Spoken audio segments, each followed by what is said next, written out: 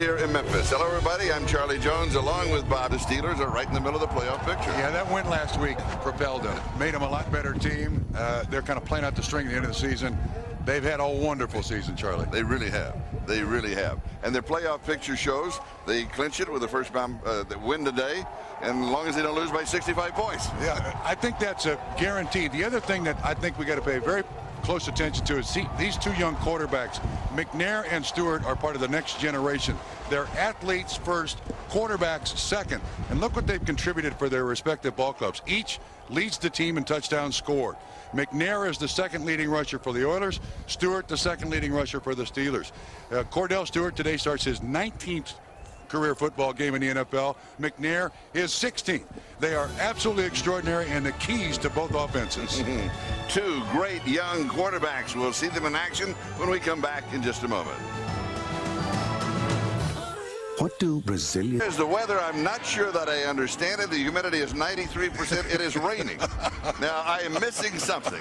I thought that if it was raining, it was 100%. But I never was that good with numbers. No, Charlie, I'm in agreement with you. Bill Cowher, the head coach of the Pittsburgh Steelers, their record is 11-4. And he has another outstanding year working for him, jumping right into the playoffs again. Charlie, his comment to us last night was the best I've heard in a long time. Bill Cowher said this is the most fun team I've ever coached. And Jeff Fisher, what a tough year he has had. In reality, he doesn't have home games. He travels for home and he travels for the road. He's another one of the outstanding young coaches in the National Football League.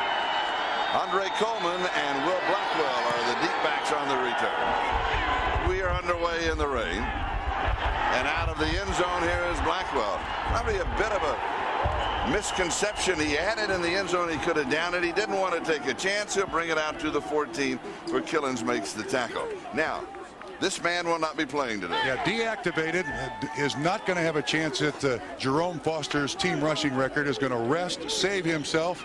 Jerome Bettis on the sideline for the day. He is replaced by George Jones. That's Barry Foster's record. He is replaced by George Jones. So the bus is in the garage today.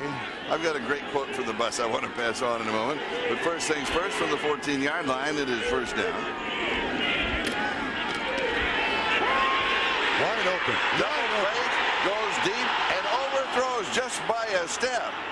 Thigpen, he was 15 yards behind everybody. We thought they'd come out running. I think the Oilers thought the same thing.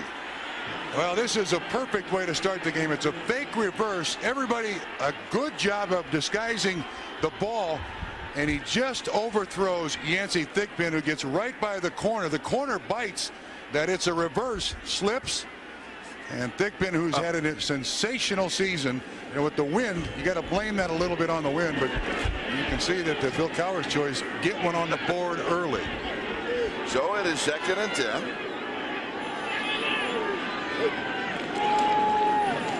Now back to the running attack that we expect to see. This is George Jones. Well, let's take a look at the offensive set of the Pittsburgh Steelers. First, here is their offensive line. I think best offensive line collectively in the NFL. Jim Sweeney at right tackle, his second start ever at right tackle. His first was last week. Backs and receivers. And Cordell Stewart and Yancey Thigpen have had just marvelous seasons for Pittsburgh. George Jones, the rookie taken in the 5th round of the draft out of San Diego State. Everybody in Southern California were surprised that he lasted that long. He is a good young running back. He's also about 40 pounds lighter than Jerome Bettis. It's a little different running game when he's in there. Yeah, he's a taxi cab. He's not the bus. Pass is incomplete. So it will be 3 and out. Blackwell, the intended receiver. And Bowden had the coverage on him for the Oilers. So the Steelers will be kicking it away. If something were really at stake in this game, and it's not for the Pittsburgh Steelers, field position would play a huge key. And you would like the opening kickoff if it's in the end zone, just down it, take it out at the 20, as you said, Charlie. But 3 downs and out to start. Derek Mason is the return man. He'll stay away from it. It was in the Tennessee territory at about the 48-yard line. 39 yards on the kick. There's no return. And the quarterback for the Tennessee Oilers is Steve McNair and their offensive line. Led by Bruce Matthews, again a Pro Bowl selection, his 10th straight Pro Bowl selection. Backs and receiver. Eddie George, he is the man for the Tennessee Oilers.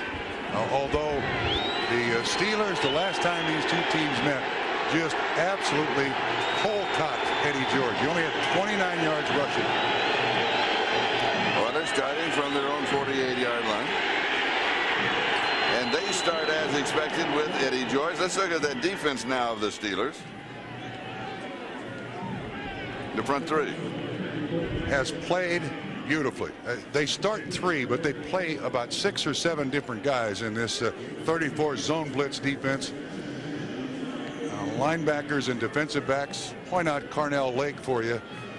8 starts at corner this week. 8 starts at corner this year. 8 starts at safety. Today, again at corner. 2nd down and 9.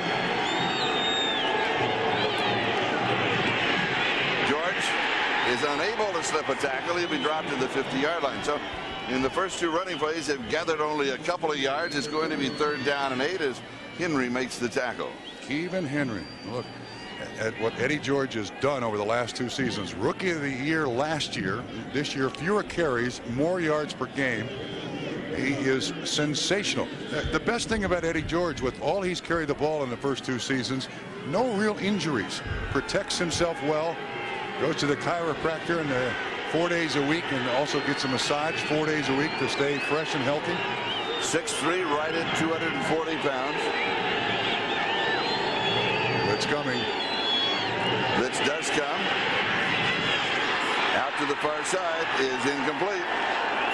Willie Davis, the intended receiver. So, like the Steelers, the Oilers 3 and out. Chad Scott, that's the rookie cornerback, their #1 draft choice for the Steelers. Everybody picks on him.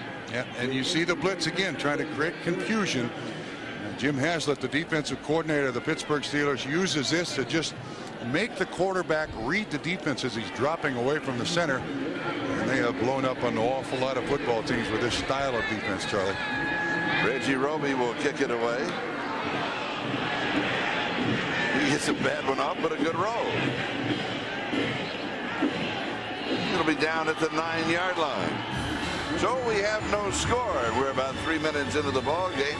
We'll be back in just a moment. KFC is brought to you by KFC. When you're on the go this holiday season, Colonel's Strips make it easy to get a little KFC. By Genuine Chevrolet, the cars more Americans trust. By Compaq, the most popular computer in the world. And by Budweiser, Beechwood aged for a crisp, clean, classic taste. The Steeler fans out in force all over town, all over Memphis last night. They are here with the weather, Pittsburgh weather, and with the fans. It feels like a home game for the Steelers. Absolutely it does. Yeah, I think the Oiler fans have already gone home. They start from their own 9-yard line. George Jones will get the call. Let's look at that Tennessee defense. Not a bad defense, probably a pretty unknown defense. Here's the leading sacker for the team, second in the NFL as a rookie sacker behind Peter Boulware of the Baltimore Ravens. Linebackers in secondary. Walker again makes a start, his 11th of the season because of an injury to Steve Jackson. That's a vulnerable group, and Blaine Bishop, of course, goes to the Pro Bowl. 2nd down 9. Stewart to throw all the time in the world, and this one is picked off. It is intercepted by Joe Bowden.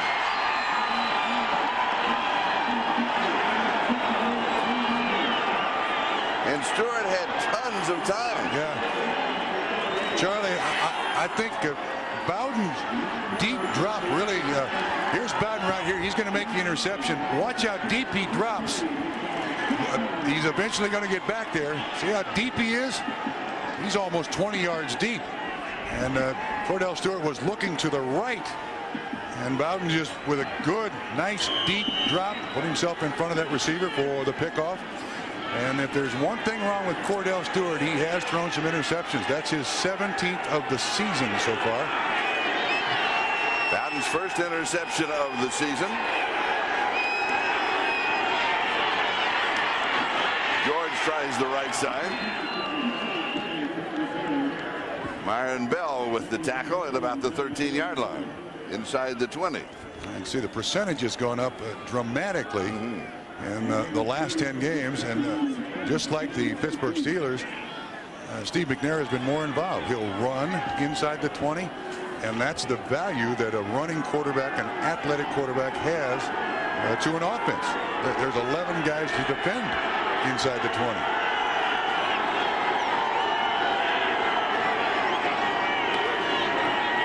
On the draw, the run blitz was waiting for Eddie George, led by Joel Steed. And Nolan Harrison, number 74, another great call by Jim Haslett, the defensive coordinator. You're going to see pressure coming from everywhere because of this defensive backfield of the Pittsburgh Steelers and its terrific talent. The front seven, there's Jim Haslett, the defensive coordinator. The front seven is put in blitz a lot, and you see how well they've done against running the ball. 18 straight games without a 100-yard rusher. That's remarkable. Rodney Thomas is now the remaining back on third down. A little swing right flat to Thomas. He's going to work his way back to the line of scrimmage, and that's about it. So in 3 plays, in reality, the Oilers end up losing about a half a yard.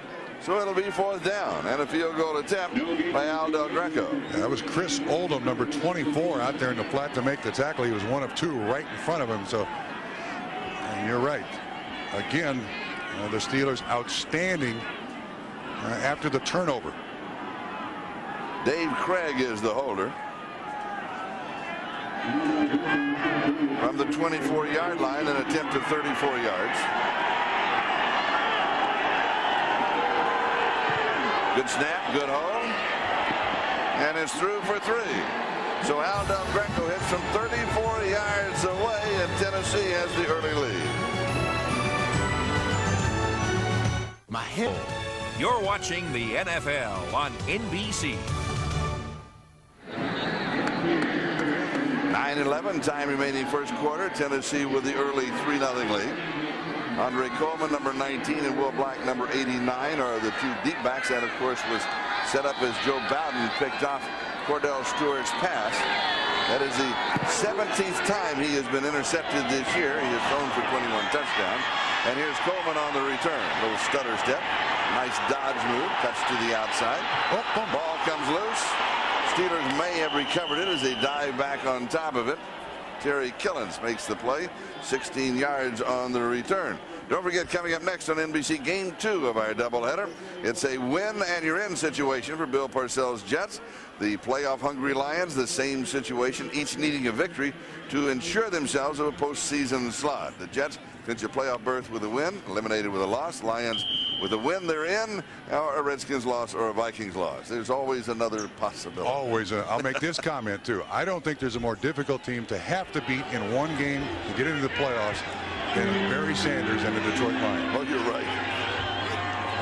And the ticker going by with some of the early scores to bring you up to date as George Jones gets the call.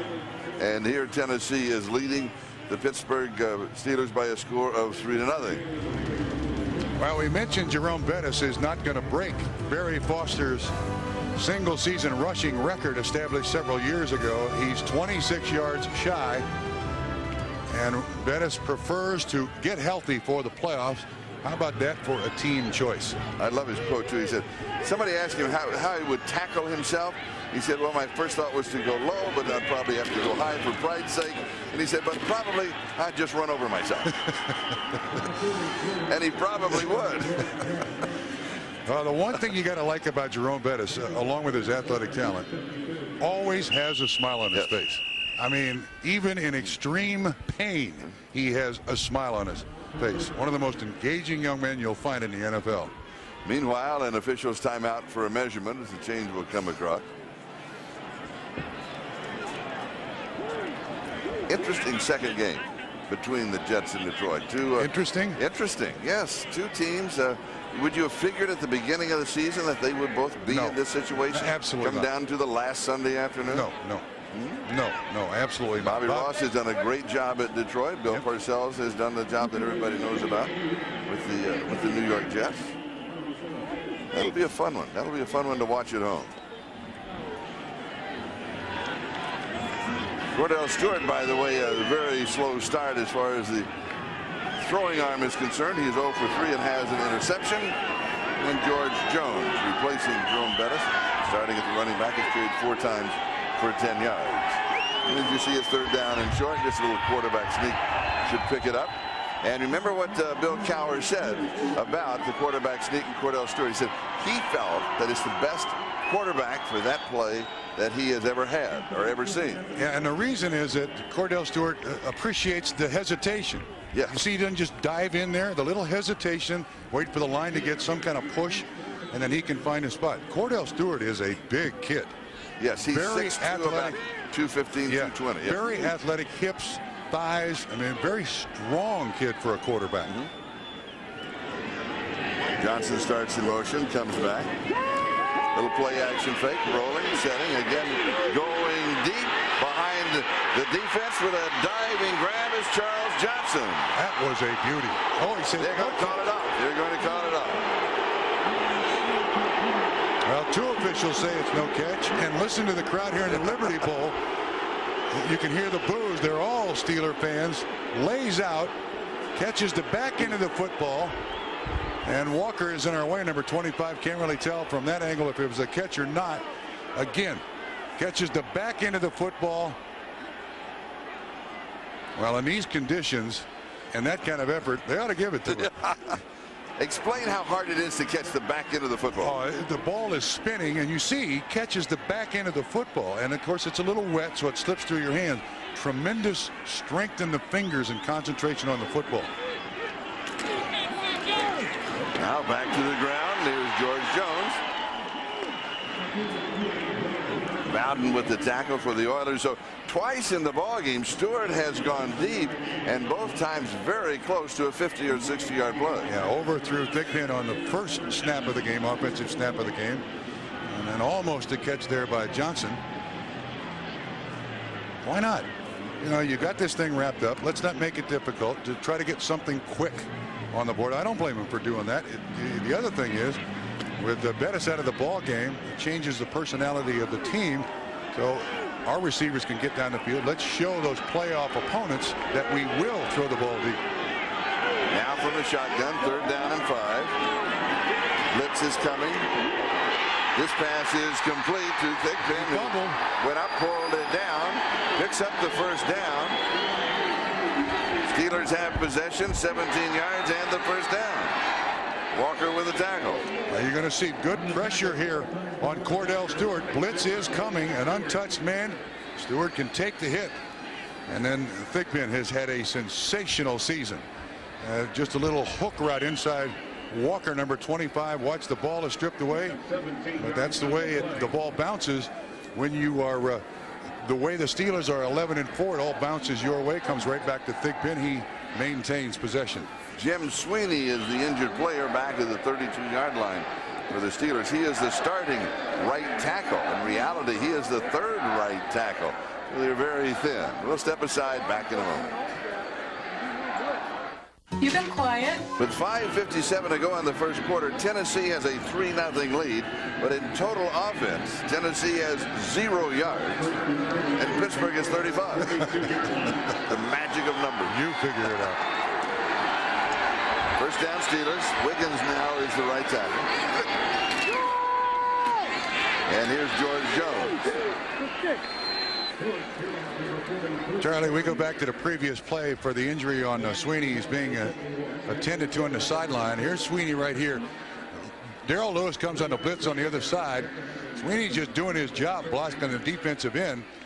But Darrell Lewis knocks Cordell Stewart into the left leg of Sweeney, who was replacing Justin Strelzik. And Strelzik's backup, who is Stevens, is also hurt. So now they're down to their 4th offensive right tackle. Jones again. I have a feeling we're going to see a lot of this, and George Jones is very happy about it. Here's a rookie out of San Diego State who he has been averaging like 4 carries a ball game coming into this game.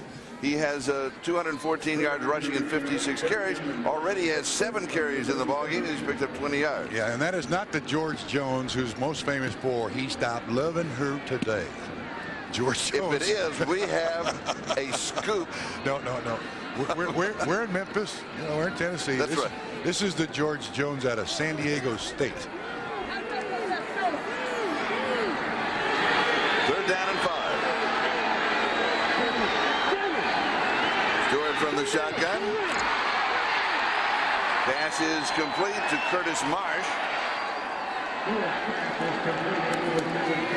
Darrell Lewis had the coverage for Tennessee. Charlie, point I got to make on that play again. Great pressure by Tennessee, but you saw Cordell Stewart just stand right in there, wait for the receiver to come open. Again, watch the pressure. Stewart knows where he's going. Has a decent pocket, good tall quarterback, throws high, all the things you want in a quarterback. 1st down, 31-yard line.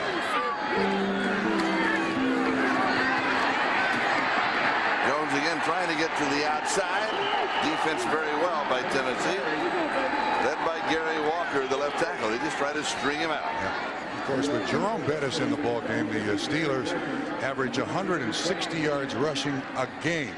That is the #1 rushing offense in the NFL. But with George Jones, there's not the same authority back there.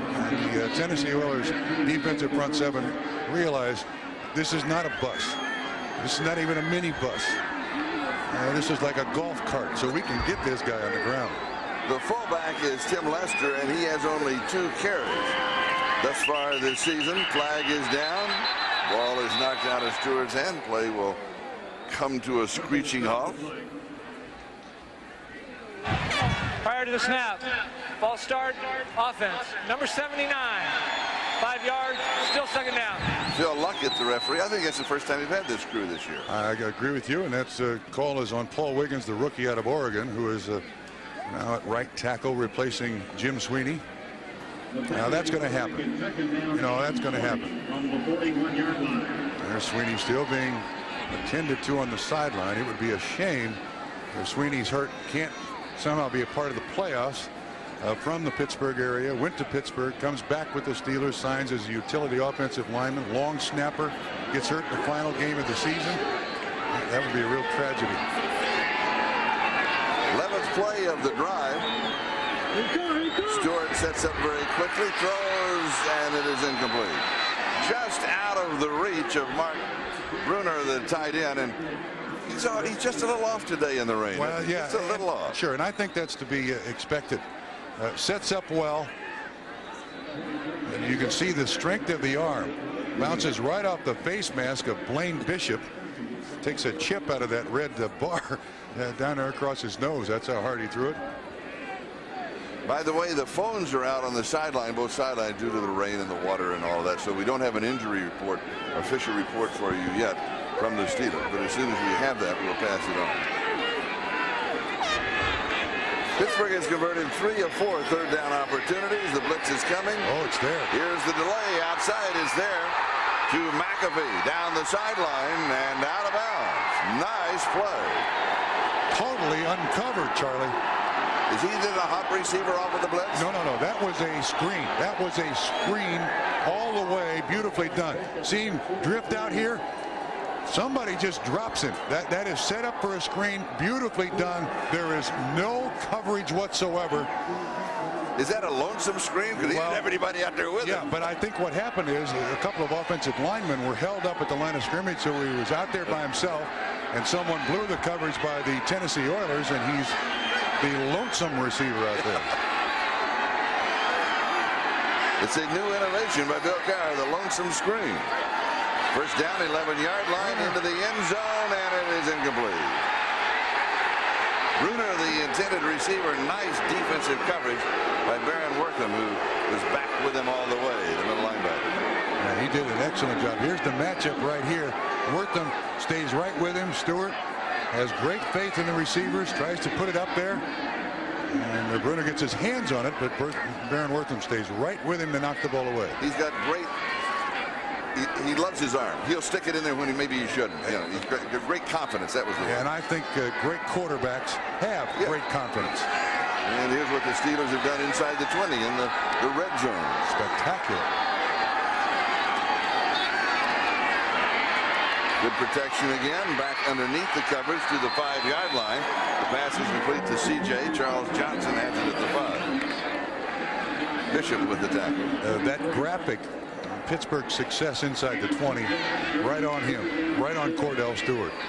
When you have a guy who will run from the position of quarterback as well as throw, can roll, it puts so much pressure on the defensive coordinator and the entire defense to try to contain a Cordell Stewart. That inside the 20 in that scoring zone, he's almost lethal every time they're there. Third down. Might run here, Charlie. Throws knocked away. It is incomplete. So the Oiler defense holds the Steelers. Walker knocks it down. Oilers defense comes with a little stunt. Walker goes outside, and Stewart is trying to look like it was Thigpen right on the goal line, but Walker just gets his hands up. Isn't that amazing how many times that ball does in fact hit the arm? Yeah. It's remarkable. From the 13-yard line, a field goal attempt of 23 yards for Norm Johnson. This is for the tie. Norm is at 20 of 23 this year, well within his range. It is up and through, and we are tied at 3. We'll be back with the kickoff in a moment. Come on, let's go, KFC presents Goal to Go. In Week 2, Philadelphia trailed Green Bay by 6, but drove to the Packer 2-yard line with under 2 minutes to play. On 4th down, the Packers triple-teamed Irving Fryer, but Ty Detmer found backup receiver Freddie Solomon alone in the end zone for the game-winning score. Throws it into the end zone. Touchdown! Welcome to KFC. May I help you? I'll take some of those. 4 seconds. That is the time remaining in the first quarter. The NFL season extends to the World Wide Web on NFL.com, the league's official website.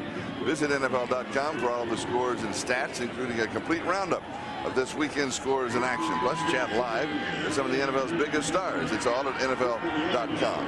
I always wonder who writes this. Chat live with some of them. I don't know.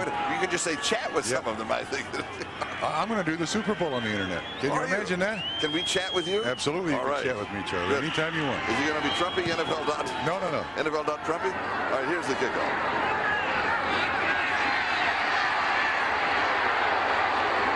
Not a lot on the return for the Oilers, but they have the ball as we go to New York for an update. All right, Charlie, at Minnesota, an early Colts touchdown has been countered. Randall Cunningham from 16 yards out. Chris Carter, great catch at the back of the end zone for the score to tie this game at 7. If Washington wins, the Vikings need a win to make the postseason, and right now, the Redskins lead the Eagles 14-7. Charlie? And, Greg, that ties right into what Bob Trumpy's been talking about. Athletic quarterbacks, Randall Cunningham, one of the best. Yes. Of course, Jeff Fisher understands as one of those defensive guys, how difficult it is to defense an athlete quarterback. McNair is certainly one of the best. Cordell probably the best. Rodney Thomas, the kickoff return man for the Oilers, and this one is knocked away by Jason Gildon. This is looking more like a basketball game with all these rejections of the pass. Yeah, Charlie, Gildon is untouched. He's up here. Somebody misses him completely. Gildon at 6'4.5". McNair has no chance whatsoever to get that ball off over the outstretched arms of Jason Gildon. Yeah, there have been a lot of tips so far. He leads the Steelers in passes defended with 11. This is a difficult defense to play against. Blitz again. It is picked up, going deep, and it is incomplete. Ever so close. Excellent coverage by Chad Scott on Willie Davis. Yeah, he's the rookie cornerback. A good protection. You see everybody picked up by the Oilers offensive line and running backs. McNair, a very strong arm, and this is outstanding coverage by Chad Scott. Chad Scott. I tell you what, that's a great throw. That was right on target, Absolutely. too. And it's the wind is blowing down there. The ball is wet. Time of possession, Pittsburgh more than 9 minutes. Tennessee creeping up on 4. But no yards, and they are tied at 3-3. McNair slips a tackle, picks up a screen block from one of the officials, runs into the umpire. That's Ron Botchin. It uses him as a blocker. That's the value of Steve McNair. Watch what happens to the umpire here. But McNair, the second leading rusher for the Tennessee Oilers, even the umpire can't get him on the ground. And he was just trying to get out of the way. I don't blame him. There are a lot of people chasing McNair. So we'll take the countdown to the end of the first quarter as Cordell Stewart looks on. And after the first quarter, we are tied at 3 in Memphis. Tied at 3 as we start the second quarter. We were talking about this a moment ago. Let's go a little more details. The regular season wraps up. Postseason kicks off. Superbowl.com. The NBC teams up with the NFL and IBM to produce the game's official website. A sneak peek at our plans for San Diego, as well as a complete playoff analysis. Plus, try out our game arcade and win a trip for 2 to the IBM Drive to the Super Bowl sweepstakes. It's all on the internet at Superbowl.com. Now, you're going to be part of that. Yes, Gil Brandt is also, and IBM and the NFL is looking for an active quarterback to be the third member of our crew. Looking forward to it. An active quarterback.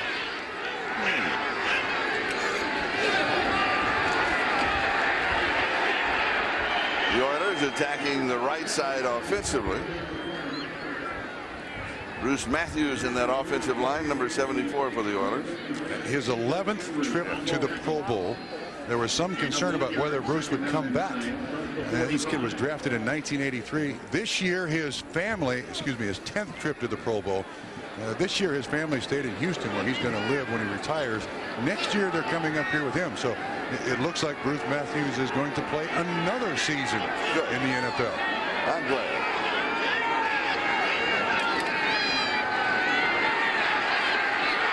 Eddie George off the left side, and he goes out to the 50-yard line. We've got a flag. And I mentioned that 83 draft. You see Bruce Matthews here, along with John Elway, Dan Marino, Darrell Green. I was shocked to hear Jeff Fisher say yesterday when I asked him, who's the best athlete on your team? I expected him to say Steve McNair. He said Bruce Matthews. He is the backup punter. He is a long snapper, a great basketball player, one of the most competitive people I've ever met in my life. Defense number 84, 10 yards, still second down. From Willie Davis. One of the most competitive people I've ever met in my life, and not him, his entire family. His brother Clay has 5 kids. Bruce and his wife have 5 kids, and he has threatened to have a 6th just so he has more than his brother Clay. But the question is, how competitive is his wife? Second down. Pressure on McNair, rolls away from him, sets and throws it away. And he was outside of the tackle, so you can do that. As he avoids the loss as the scores go by. The Giants shutting out Dallas in the second quarter by a score of 10-0. So the Giants look as if they will end on a high note. Cincinnati, they keep rolling along. Now there's Bruce Matthews on Keevan Henry. And of course, with the role of the quarterback, the offensive lineman never knows where the quarterback is, but Keevan Henry gets the hit on Steve McNair. Keevan Henry, now most famous for that interception last week. What a play. Yes. Yes. What an extraordinary play, and what an unlikely guy to come up with an interception. And also, you have diagnosed that play, looked at the tapes, and that wasn't Bledsoe's problem, was it? Wasn't his fault. We got a timeout and a flag, but that wasn't.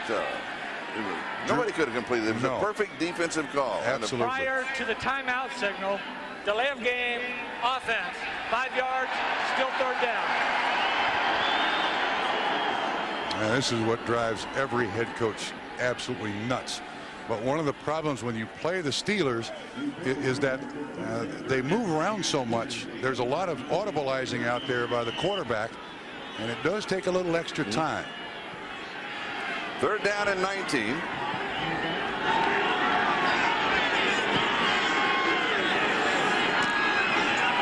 Here comes the blitz off of the corner and the sack. Jason Gildon. He had a straight shot. Nobody picks him up. Yeah, and from the other side comes Chris Oldham. And as I said, here's Oldham right here, and here's Gildon on the inside, and they're both right there. What happened is Oldham kind of directs Steve McNair inside right into Jason Gildon for the sack. An amazing thing about this Steeler football team, 18 different players have sacks. 18. Reggie Roby to kick it away. Will Blackwell is the return man. They'll mark it out at around the 38-yard line. 13:39. Time remaining. First half tied at 3. Is brought to you by Dean Witter. There are many ways to measure success. We measure it one investor at a time. By Acura, the true definition of luxury. Yours. By Gateway 2000, direct personal computers. And by Ericsson mobile phones. Catch the excitement. The bus, number 36, Jerome Bettis, well, is in the garage. He is inactive today. They just want him to get healthy for the playoffs. And that bus is headed towards San Diego. And speaking of headed towards San Diego, in addition to Bus not playing the game, a couple of key injuries to the Steelers. We'll update those for you in just a moment. Meanwhile, back at the ranch, George Jones continues to carry. This is on tape just a moment ago. Yeah, Dermontti Dawson, the all-pro center, is limping off of the field. It's a left calf injury. Looks pretty severe at that point. And Myslinski is in at center. You have Sweeney out with an injury. And his replacement is a young man without a great deal of experience. Paul Wiggins, a rookie. So 2 of the 5 starters now missing from that wonderful offensive line. 2nd down and 9.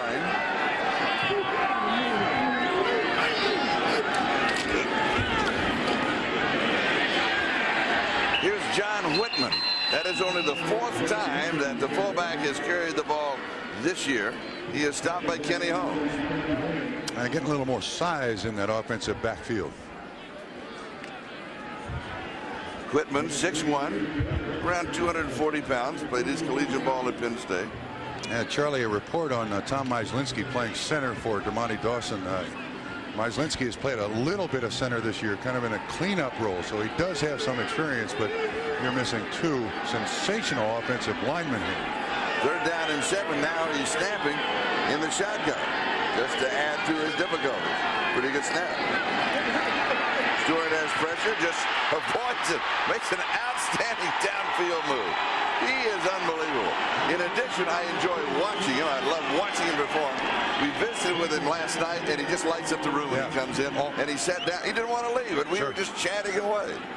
Always has a smile on his face. Not afraid to run the ball, but he's looking to throw. Senses the pressure. You see a lot of quarterbacks go feet first. No, I'm going right between them.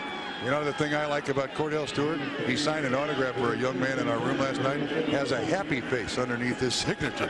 That's his general attitude. Fumble on the snap, and is picked up by the Oilers. Tennessee has the ball. Henry Ford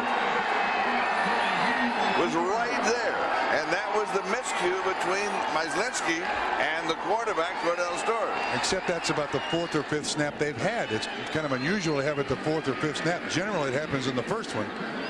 See if we can pick up if Cordell moves out. No, that's on the center.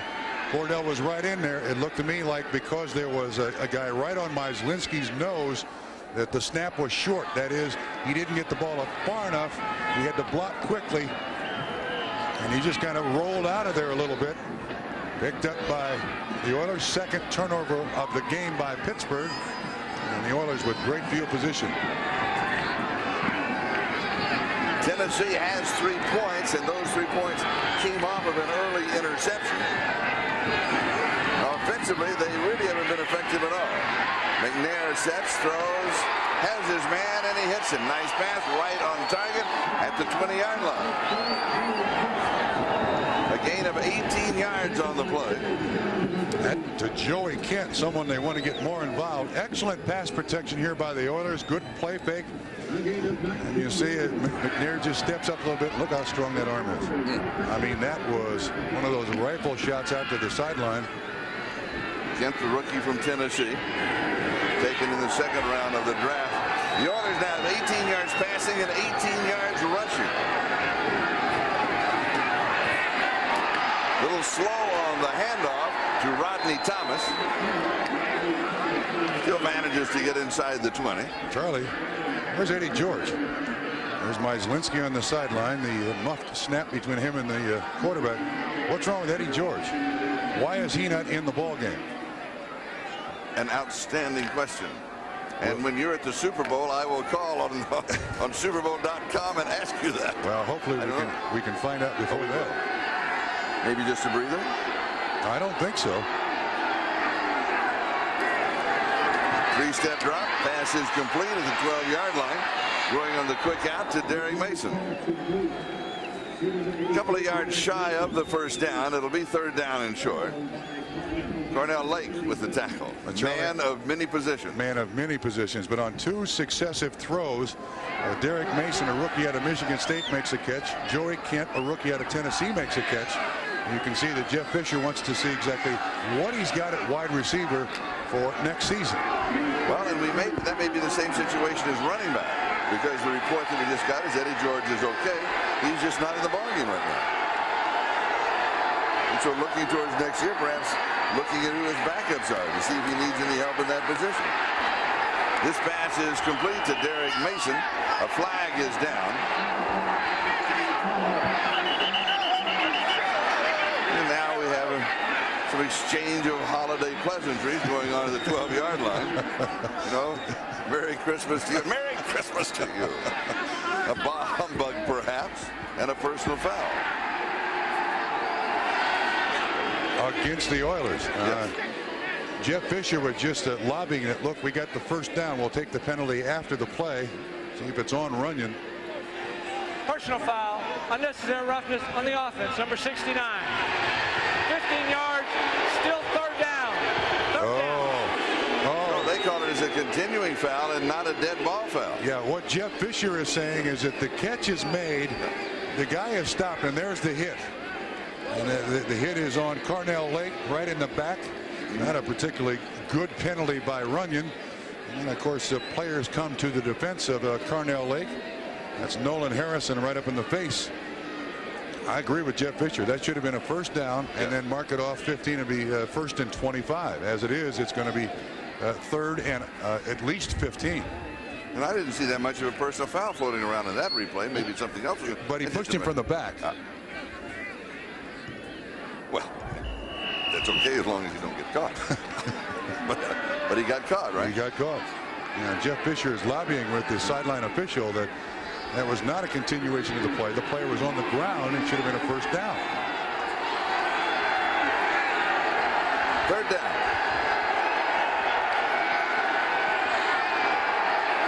Here comes the blitz up the middle. It is picked up. Jumping to the outside, the 20, the 15. That's Rodney Thomas. And he goes hopping into the end zone. Rodney Thomas scoring his third touchdown of the year. 25 yards. A bit of a surprise. The run blitz was coming right up the middle. Watch the block by Joey Kent out here on the right. Bam, right there. Cuts the legs out from underneath Perry.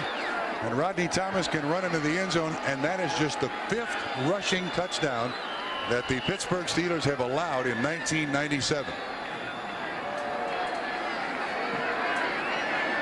Al Del Greco will attempt the extra point.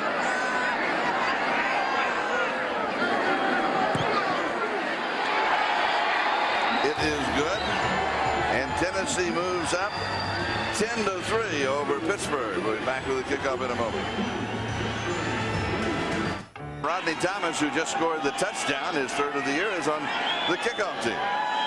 The more you can do, Charlie, the more you can do. Al Del Greco will kick it away. Dropped and picked up the 15-yard line by Andre Coleman. Coleman, nice stutter step move, avoids a couple of tackles. Ashton's a pretty good return for the Steelers. Christmas weekend on NBC, get ready too. It's a double dose of the Mighty Ducks. Quack Attack is back, Jack! The Mighty Ducks, Friday at 8. We really stink.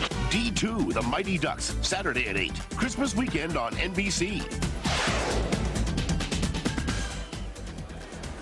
And speaking of ducks,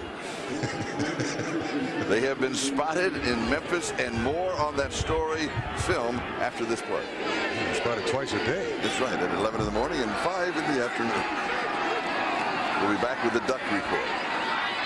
Cordell Stewart. Pass is complete, goes to the far side to Charles Johnson, and here's the Duck Report direct from the Peabody Hotel in downtown Memphis. This is a great tradition here, the Duck Walk.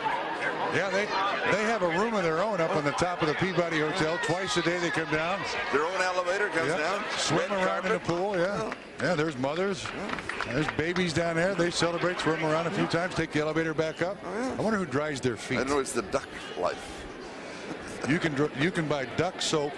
You can buy duck everything in that hotel. And the Oregon Ducks won yesterday in the Las Vegas Bowl. Is that right? And duck with plum sauce is one of my favorite meals. Not in the hotel. No. They have fried chicken. They don't joke about that, do they? They have fried chicken. No duck available at the Peabody Hotel. Meanwhile, we're not ducking any issues here because of the little measurement by the officials. 8:39. That is the time remaining in the first half. It is still raining, as you can see. Tennessee 10, Pittsburgh 3. Now we're looking at his offense out there with his all-pro center gone, his starting left tackle gone, his Pro Bowl fullback out of the game. Little play action fake by Stewart. Comes out throwing, comes back to the near side, and we've got a flag. Mark Bruner, the intended receiver. And checking the ticker, Tampa Bay leading Chicago as we have the other scores going by. Giants continue to shut out Dallas. This will go against the defense. Cincinnati still shutting out Baltimore. Boomer Esiason keeps on doing it. On the defense, number 29, 5 yards, automatic, first down. What is the inside on Boomer? Is he going to be back next year? Oh, I think so. I don't think the Cincinnati Bengals can function without him. He and Corey Dillon. What a difference he's made. Oh, it made a world of difference, yeah. We had that first game in Cincinnati. Was it Jacksonville that he came out and played so well? Yes. So quick, picked up the tempo, and not a secret weapon, but a weapon who has reemerged as a weapon. Stewart, as pressure, just drops this one off. McAfee out of the backfield, and another flag. Play will go to the 49-yard line of Tennessee, but we'll go back to check out the marker. I think they're going to get Will Wolford, number 77. He's out there on the screen, but grabbed a hold of a defensive back. Renee Stewart with the tackle, holding against the Steelers.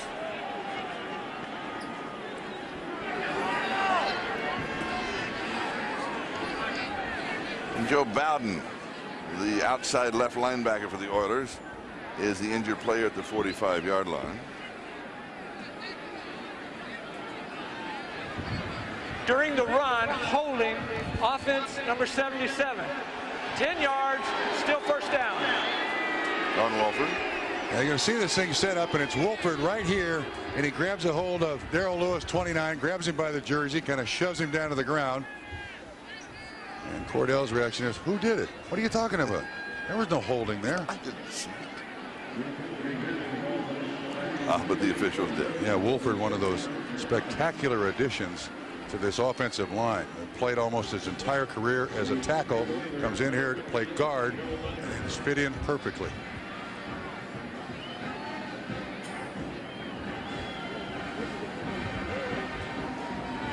And Bowden to the sideline, one of their great linebackers. Very active, big, strong tackler, but can cover an awful lot of ground.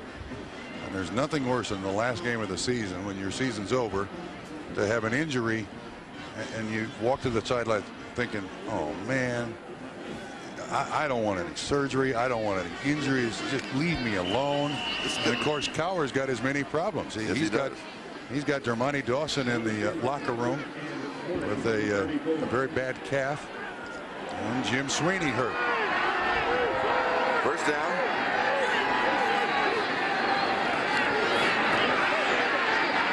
Stewart throws. It is incomplete, and the Steelers are running to the playoffs. Yeah, interesting.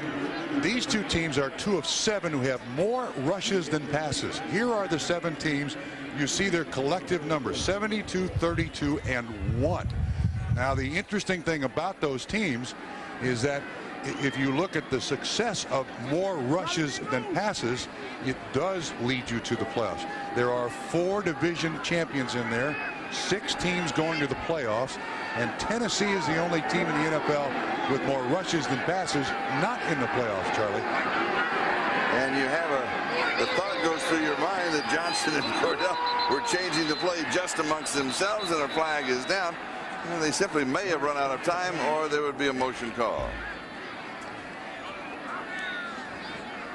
Prior to the snap, false start, offense number 87. 5 yards, still second down. That's Mark Bruner, the tight end, at the top of the screen. Yeah, he does come out early. They're trying to run a sweep, and he's trying to get just a half a step to block the defensive end, and he's caught. Now, back to the last graphic. 6 playoff teams of the 7. Tennessee is the only one out. 4 of the teams have won the division, and 2 wild card teams. That's 6 of 12 playoff teams have more rushes than passes. You think that's not the formula for success in the NFL? Tower knows that. So does Jeff Fisher. Second down and 25. 3-man rush. Stewart has a lot of time. This one is incomplete. He was avoiding the loss. There's a flag down. He was throwing it to the fullback.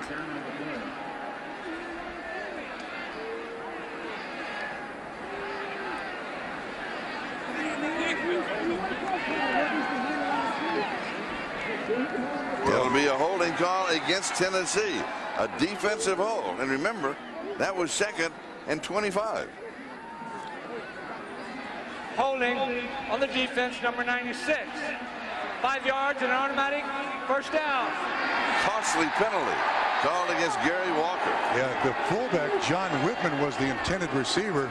Boy, does that get the Pittsburgh Steelers out of a jam. Yes. They were looking at 3rd and 25. Absolutely they were. Now they have a first down at their own 34-yard line. Tennessee leads by 7.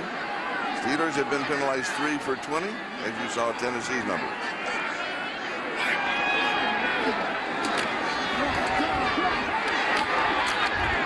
Fred McAfee getting the call. George Jones got the start. Jerome Bettis is on the inactive list. Simply so he can get physically well, bumps and bruises, an ankle and ribs and a shoulder and everything. Just get him well. Get him well. Yeah. You can certainly see the difference in the attitude of this Pittsburgh offense without Jerome Bettis. I mean, they're running more to the corner. When Bettis is in there, it's hammer right between the tackles. It's an entire change of personality. The Oilers have been penalized 5 times in the ballgame, 4 times. The penalty has given the Steelers a first down. McAfee to the outside. He is strung out by Tennessee and then dropped by Lemansky Hall. But again, the bounce outside. You normally see Jerome Bettis just pound it right up there in the middle. Also, with Dermontti Dawson missing, they're not going to come close to that 159 yards per game average. And of course, there's Tennessee with Eddie George out of the ball game, not playing. We're not sure why. He's fine. I kind of thought it would be each team rushed the ball 50 times today. Well, Jeff Fisher did say earlier this week that he wanted to look at a lot of players. He wanted to get down into his backups to start making evaluations now as for what they need to do during the offseason. Stewart throws incomplete, almost intercepted. It was tipped. Charlie, looked like it was Lemansky Hall who may have tipped it. See if we can pick up. No, it's 91 who is going to end up tipping in here. That's Josh Evans. 91 gets his hand up, just tips the ball away, and C.J. Johnson was open. Josh Miller will kick it away. Derek Mason is the return man.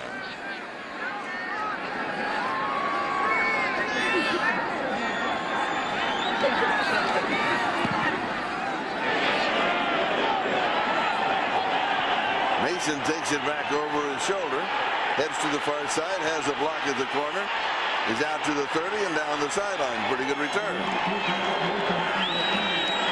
But McAfee takes him out of bounds. Back in a moment.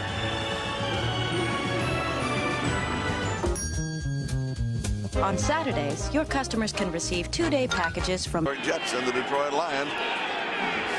Win and you're in the playoffs. Steeler fan, an ageless Steeler fan, you might say.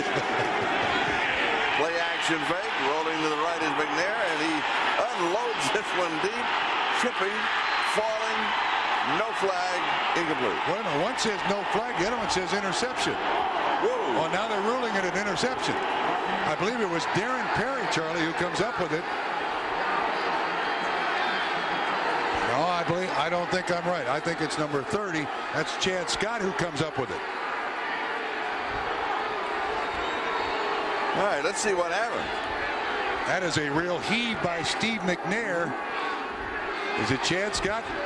Yeah, it is Chad Scott. Looked like there was a little push there by Chad Scott. There's pushing and tripping both. Yeah, got Willie Davis out of the way. Scott comes up with the interception. What I'm assuming when the official was giving these, he gave the incomplete signal. I'm assuming that he was saying that's not a foul. Well, maybe so. Maybe so. I'm not sure. Yeah, but I thought, he gave the incomplete signal, but it is the interception. Steelers to the ball. Leaning into the middle is Fred McAfee. He goes to the 21-yard line. So now Pittsburgh has 2 giveaways. The Oilers have 1. The Steelers' average start of the ball game has been their own 27-yard line. They're not quite that far out. The Oilers have started as an average on their own 48. There's Chad Scott on the sideline for the Steelers with his second interception of the season. The Oiler average, of course, was helped immensely by that interception at the beginning of the ball game when they started at the Steelers' 16. Pass is complete, coming to the near side. Yancey Thigpen at it. Darrell Lewis with the tackle. Charlie, if there's one guy that has helped Cordell Stewart develop, it's Yancey Thigpen. Remember, in '95, he had 85 catches for 1,300 yards, 96 just 12 catches, suffered from a pulled hamstring all season long, and now this year 6 100-yard receiving days, going to the Pro Bowl, 73 catches coming in today, 1,300 yards. Was that a pressure relief valve for the quarterback? And McAfee gets the call. In case you're wondering about Thigpen's numbers, he has 2 receptions for 37 yards already in the ballgame. Yeah, Thigpen is bigger when you see him in person. He doesn't look that big because of all of those big guys out there. He is a big, strong receiver, loves bump and run. And when you defense Pittsburgh with Jerome Bettis in there and everybody healthy, you can't really single cover Charles Johnson and Yancey Thigpen. And if you help cover them, that only leaves 7 to stop the run on the inside, and that's why the Steelers offense has been so successful. Second down. Stewart rolling on the play action, and he's going to keep and just going to cruise for the first down as he goes out near the 50-yard line. Hall in hot pursuit. And Charlie, we mentioned Thigpen, the biggest catch of the season so far. This 4th down reception by Thigpen against New England. Sensational catch. Here's the more important bit of information. Both feet are inbounds. Bill Cowher told us last night, everyone gives credit to Thigpen, but I want you to know that that was the 3rd receiver in the progression. So Cordell Stewart went through the 2 on the strong side, comes back to the weak side, and hits the outlet receiver. That's how much Cordell has learned about this offense. McAfee is shut down. He's going to lose a couple of yards on the play. As far as first downs are concerned, the Steelers have 10 and Tennessee 3. But the score is 10-3 Tennessee. Yes. And Cordell 6 of 15, 87 yards, no touchdowns, and an early interception. He was drafted. Everybody said, well, Cordell Stewart, more of an athlete than anything else. And they held that against him. Now, as a player, starter for the Pittsburgh Steelers, they are his greatest assets. All the athletic things he can do. John Whitman takes the handoff. maybe a yard. That's going to be about it. When we talk with Kordell Stewart, one of the things that you asked him, how do you assess the season? He said, I'm not content, but I'm happy. Yeah. I thought that was well stated. I'm not content, but I'm happy. Yeah, he also said the thing he was proudest of is the team's success and the wins, because he told us, look, I did not want to be a clipboard quarterback. Stand there on the sideline and watch the other team's numbers. I wanted to be on the field. He said, I'm continuing to learn that this is the spot I love. Third down.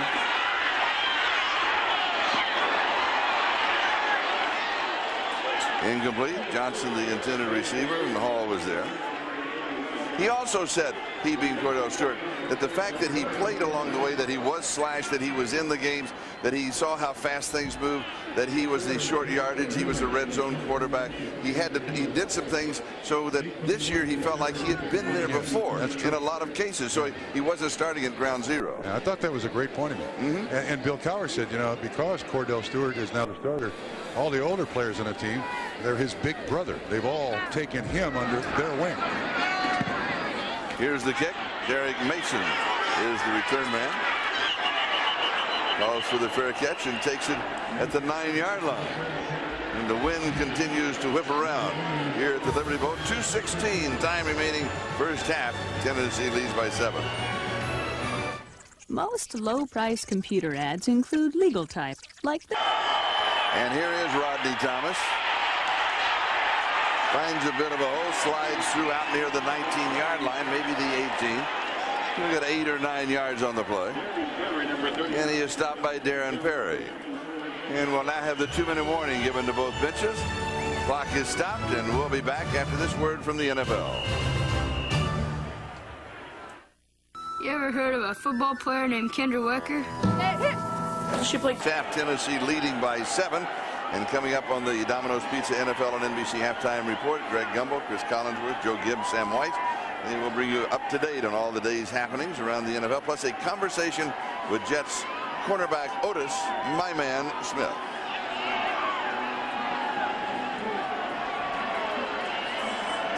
And speaking of scores in the rain and what is going on around the league and what they'll be talking about at halftime. In this game, they'll talk about the weather. Yeah, the umpire protecting one of the 36 balls the NFL makes available for every game. Here are the scores. Minnesota leading Indianapolis 23-10. Washington in front of Philadelphia 28-14. Kansas City now 12-0 over New Orleans. Chiefs have home field all the way. Tampa Bay in front of Chicago 21-7. Giants now 20-0 over Dallas. How about that quarterback sneak? Yeah. Did you see? That's a huge quarterback sneak. Steve McNair just slid along the line of scrimmage until he found a spot, and then I'll get upfield. Just like Kordell Stewart. Yep. Great athlete playing quarterback. You don't know what either one of these young men are going to do next. McNair 6'2", 230 pounds.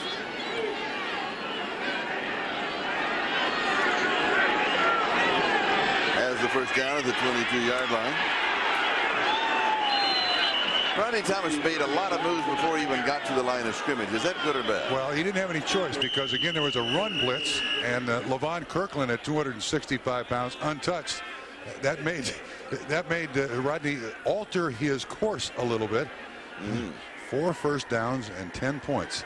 That's a very efficient offense for Tennessee. 78 total yards thus far in the first half. And we have a timeout taken on the field, stopping the clock now. In case you're wondering, Bill Cowher did tell us that Kordell Stewart would play a half. And then it's Mike Tomczak. He does not want to take a chance with Kordell getting hurt. Jim Haslett on the right of Bill Cowher. First year as a defensive coordinator, has done a spectacular job. Now, this Steeler defense has plugged a lot of new guys into this lineup and kept going. And Greg Lloyd is hurt. They lose Kevin Green a couple 3 years ago. They've lost a lot of guys, but they keep functioning, and Haslett has done an extraordinary job. Second down, Tennessee. They lead in the ballgame by 7, 10-3.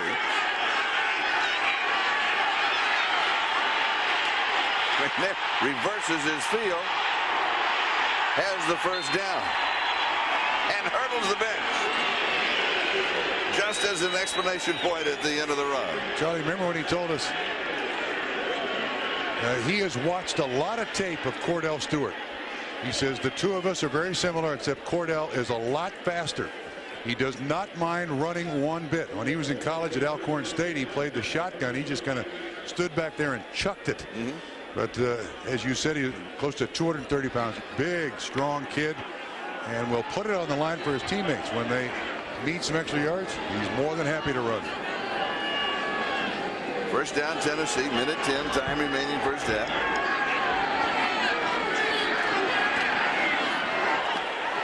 Comes to the near sideline. Dropped. No good. Derek Mason, the intended receiver. Brings up second down at 10.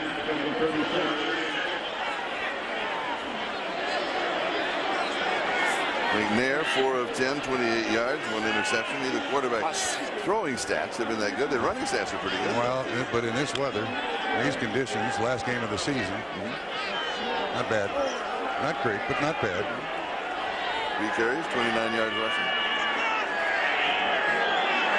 He's the number 2 rusher for the Oilers, and Stewart's the number 2 rusher for the Steelers. This one may have been trapped, and it was. It will be incomplete. And that ball was intended for Frank Wycheck, who is a tight end. And if there was a problem with this Oiler offense, with the great running game that the Oilers possess with Eddie George, yeah, good call, Charlie. It did skip. If they could get more production out of their wideouts as opposed to throwing to the tight end, they'd be a much better threat on offense. But they just can't get the numbers out of their wideouts. Their tight end has 61 catches by himself, and their 2 starting wideouts have 72 between them. Third down and 10. McNair changes the play. Steelers drop out of the blitz. Nice touch over the middle. Has a man wide open inside the 30, and down around the 25-yard line is Derek Mason. Oilers will stop the clock after that 39-yard gain. They still have 48 seconds to work with. This is an awful nice pattern. Mason does an excellent job here. He's going to come in motion, and it looks like he's running a crossing pattern, but then he turns up. There's good protection for Steve McNair. He waits on this pattern to develop. And you see the zone coverage by Pittsburgh. It's double zone, corners up, safeties out. And that's a great throw by Steve McNair for a big pickup. And they take the timeout to get points here at the end of the first half.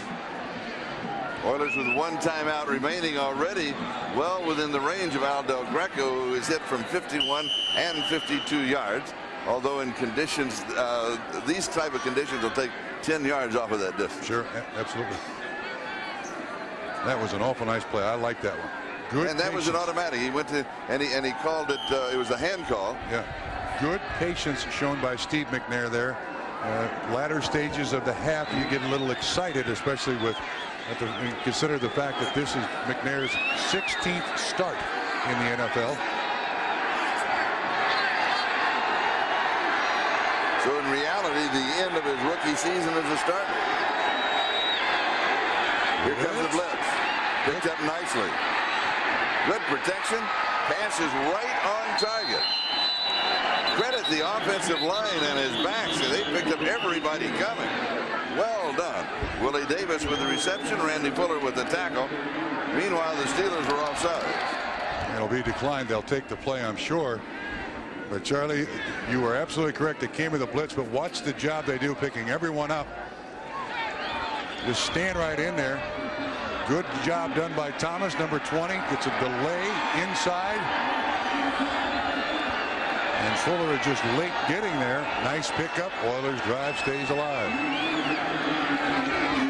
The Oilers 2 of 2 in the red zone today with a field goal and a touchdown. At the 15-yard line, 41 seconds, time remaining. Still have a timeout left.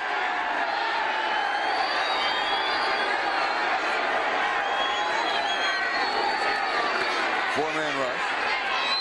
Pass is complete at the 10-yard line, coming back underneath the coverage.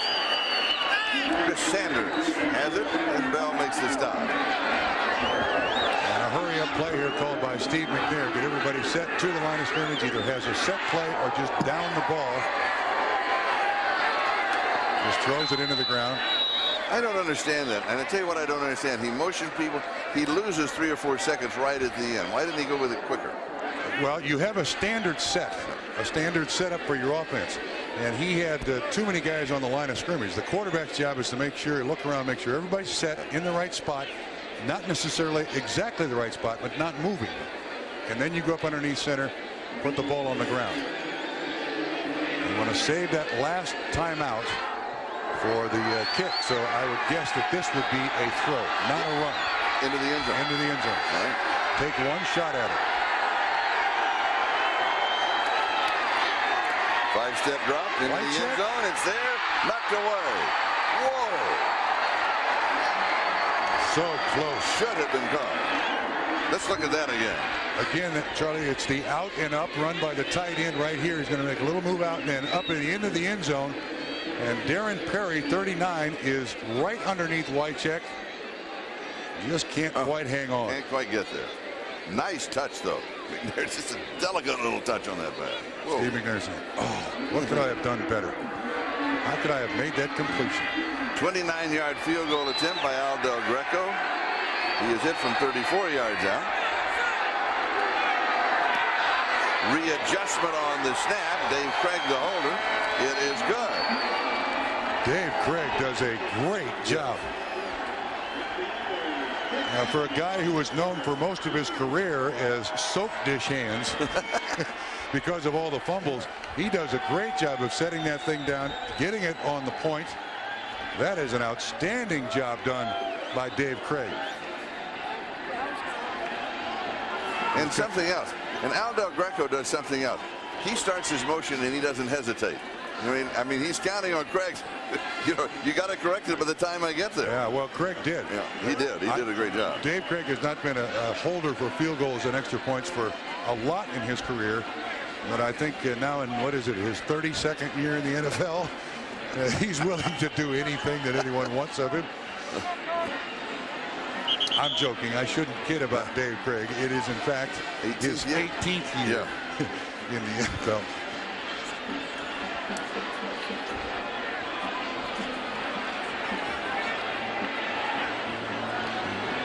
You know, it's interesting because Dave Craig is the holder. He has small hands, and has small hands for a quarterback, and also has fumbled a lot because of that. And yet here the hands, you know, save the 3 points. Yeah, I wasn't kidding. When his nickname for his years at Seattle and in Kansas City and Detroit, soap dish. His hand was like a soap dish.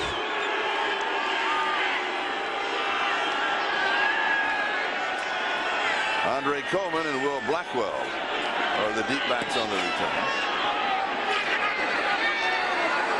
This would just be covered around the 28-yard line. And be sure to stay with us at halftime for the Domino's Pizza NFL halftime report. Greg Gumbel, Joe Gibbs, Chris Collinsworth, Sam White, and all the scores and highlights. They'll update everything that is going on, and also they'll be updating the playoff picture, and they'll be talking with your friend Jets cornerback Otis. My man Smith. Actually, he's a friend of a lot of quarterbacks in the NFL. He either gets them or they get him. He either intercepts it or they score over him.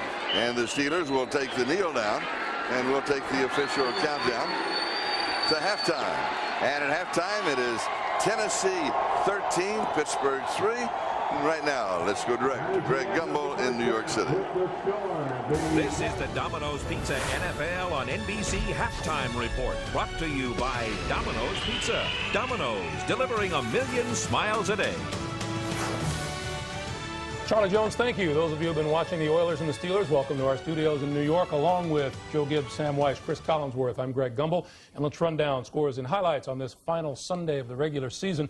The Indianapolis Colts at Minnesota, trailing the Vikings 29-10 after losing 5 straight. Denny Green's Vikings will make the playoffs as they beat the Colts. 7-0 Colts in the first. Randall Cunningham, 16 yards. What a catch by Chris Carter at the back of the end zone to tie the game at 7. Second quarter now, 10-7 Vikings. Jim Harbaugh shaken up on this hit by linebacker Dwayne Rudd. Harbaugh left the game. His return is uncertain, and his replacement, Kelly Holcomb, came on and threw 3 interceptions. It was tied at 10 when Robert Smith broke free for a 76-yard gain down to the Colts 5-yard line before going out of bounds. 2 plays later, Chris Carter caught his second touchdown pass of the day to give them a 17-10 lead. Then Leroy Horde, 8 yards and a touchdown. The point after by Eddie Murray was blocked, his first extra point miss in 250 attempts. And then, just before halftime, a few moments ago, Cunningham, 14 yards, touchdown pass to Andrew Glover, and the Vikings rolling toward the postseason at this point, 29-10. Joe, they're looking a lot better than they have in recent weeks. Well, I think one of the things that's happened here, the Randall Cunningham, they're using him on a lot of rollouts to the outside, and he seems to have developed some chemistry with Carter. And they're red hot. And I'd also say it's kind of fallen apart for Indy with Kelly Holcomb coming in, throwing 3 interceptions. But I'll tell you the other thing.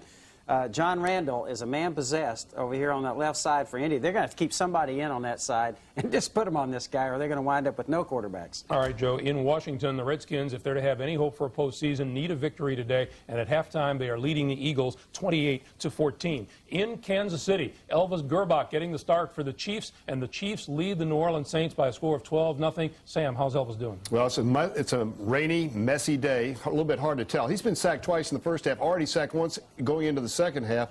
I really think Marty Schottenheimer likes the idea that he's getting this kind of contact and getting back up, of course, and huddling again. Doesn't have a lot of mobility, but it's hard to tell because it feels such bad shape. Tamarick Vanover has an 82-yard punt return in this game for Kansas City. They have a 12-point lead at halftime. The game that you are watching, Pittsburgh at Tennessee, the Oilers leading the Steelers 13-3. In rainy Memphis, the bus is in the garage. Jerome Bettis not active today. Scoreless in the first, Cordell Stewart lots of time, but his pass is picked off by Joe Bowden, who returns at 9 yards to the Steelers' 16-yard line. It led to an Al Del Greco field goal and a 3-0 Tennessee lead.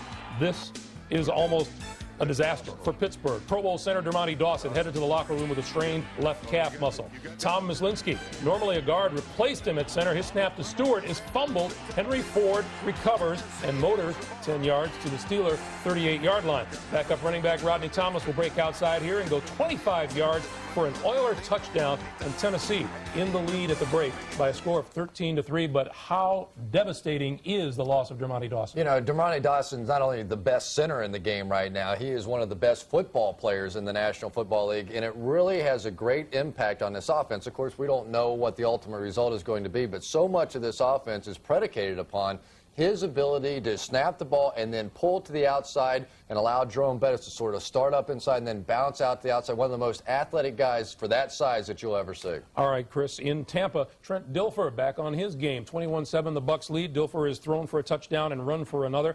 In Dallas, the Cowboys not on their game. The New York Giants with a 20-0 lead at halftime. And in Cincinnati, the Bengals with a 7-0 lead, courtesy of a Boomer Esiason touchdown pass to Marco Battaglia. When we return, we'll focus on the big game of this day, the Jets and the Lions, who meet in our doubleheader game. We'll hear from Jets cornerback Otis Smith right after these words from your local station.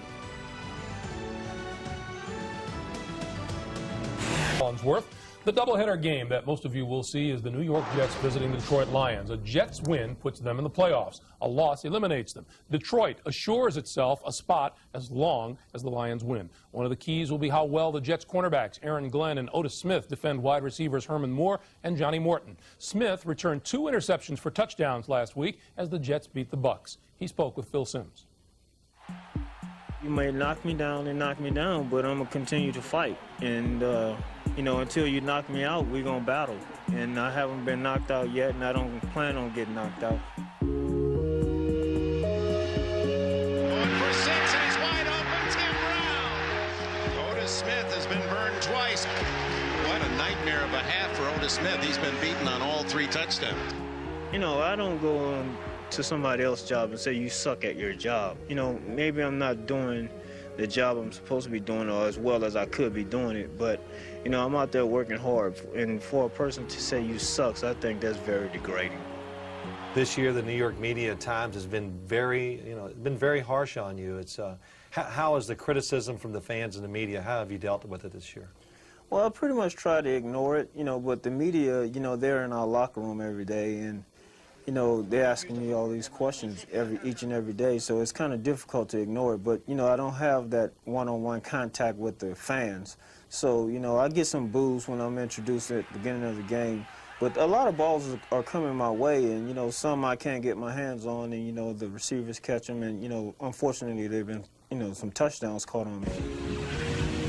Now I think if I'm Marino, I locate where Otis, my man, Smith is. He's got it for the touchdown. Yes! Because there's no hiding place. There's no hiding place. There was talk for a week or so that Ray Mickens was going to replace you at cornerback, and what made you fight through those times? Is it just a competitor in you, or what made you stay course? Well, I've always been a competitor and to go out and compete.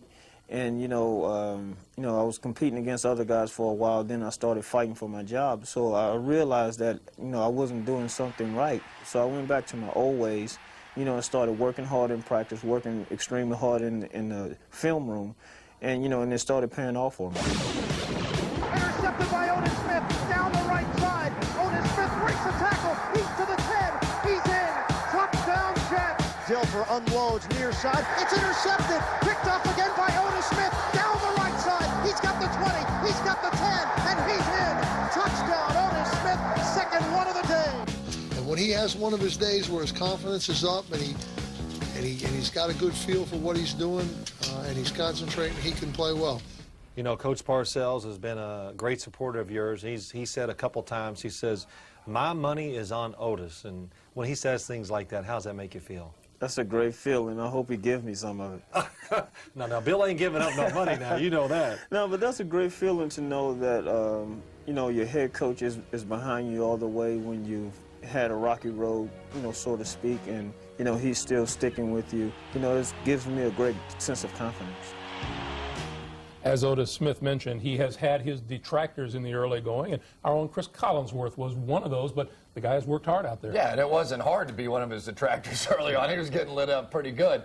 But when you have Aaron Glenn on the other side, well, naturally, they're going to throw at Otis Smith. He's not nearly the corner that Aaron Glenn is. But last week in the ballgame, forget the 2 interceptions. He was forced into man coverage against Tampa Bay in a situation where they had to stop the run, and he made plays all day long. I think the Bucs only had 3 completed passes in the entire game. Joe. Cornerback is a position where if criticism or getting beat bothers you, chances are you're not going to make it. It's a lot like playing quarterback. That kind of pressure, you're going to have days. You don't have good days. You got to be able to bounce back. Emmett Thomas, who coached our secondary, said, hey, listen, you got to be like a gunslinger. You got to be ready to go all the time. And, hey, you get beat sometimes. That's part of the game. You got to be ready to go. Sam. Gunslinger, I would call this guy the middle of the league. You know, he's had 9 touchdown passes thrown against him this year. Aaron Glenn only 1. So obviously they're going after him more, but he's giving those up. But anytime your coach senses that there's a problem there, the best thing for him to do is what Bill Parcells has done. Show a lot of confidence in the guy, put him right back out there. He's had 5 interceptions for touchdowns in his career, 3 this year. All right, if you're a gunslinger, I think you only get to get beat once. The Jets and the Lions in a very big game coming up at 4 o'clock Eastern Time. Some of you will see San Diego at Denver. Others will get Jacksonville at Oakland. And our NFL and NBC halftime activities continue. The Air Traffic Network protects countless passengers. There's a flaw in the system. It anticipates every emergency. It can't stop 15 million people from traveling today. But one man will sabotage it. I'm shutting it down. I don't see it. Where is it? Thousands of planes flying blind. You got about 10 seconds to make a call here. Held hostage by someone on the ground. You were warned! Can anyone stop the final descent? We're the only hope. Eric Stoltz in a Sunday movie original. Mayday! Blackout Effect, NBC Sunday in 2 weeks. It's about time. Time for a change to Dodge Caravan, America's best-selling minivan. It's the last time this year you'll be able to buy a Caravan and get up to $1,000 cash back. Or to get this Caravan with air, automatic, AM/FM stereo, and more, all for a remarkably low $17,245. But time marches on, so get to the Dodge year-end event before time runs out. See the friendly Dodge dealer near you. You're watching NBC4 Columbus.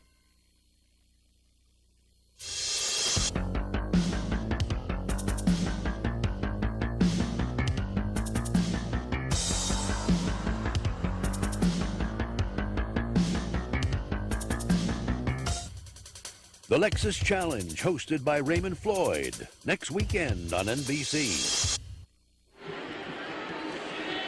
Welcome back to the Liberty Bowl in Memphis as we get set to start the second half. The Tennessee Oilers leading the Pittsburgh Steelers by a score of 13-3 in the rain. It was raining very hard at the beginning of the ballgame and kind of leveled off, and it started raining a little bit more at the end of the first half. And Tennessee will have an opportunity to move on offense to start the second half. Rodney Thomas, one of the two deep backs. Derek Mason is the other. And this is fielded at the 1-yard line by Rodney Thomas. And Thomas is going to return it out near the 20-yard line where Fred McAfee makes the tackle as we take a look at the Coors Light halftime stats. The turnovers for Pittsburgh resulted in 10 of the 13 points for the Oilers. Time of possession clearly in favor of the Pittsburgh Steelers. And I think Cordell Stewart's done for the day. Steve McNair continues to be the quarterback for the Oilers, but I don't see Eddie George in there. He had 6 carries for 6 yards in the first half. And I think the only concern that Bill Cowher has is how is Dermontti Dawson, their center, left in the first half? George is in. Yeah, now he's in there. He is in there now to start the second half.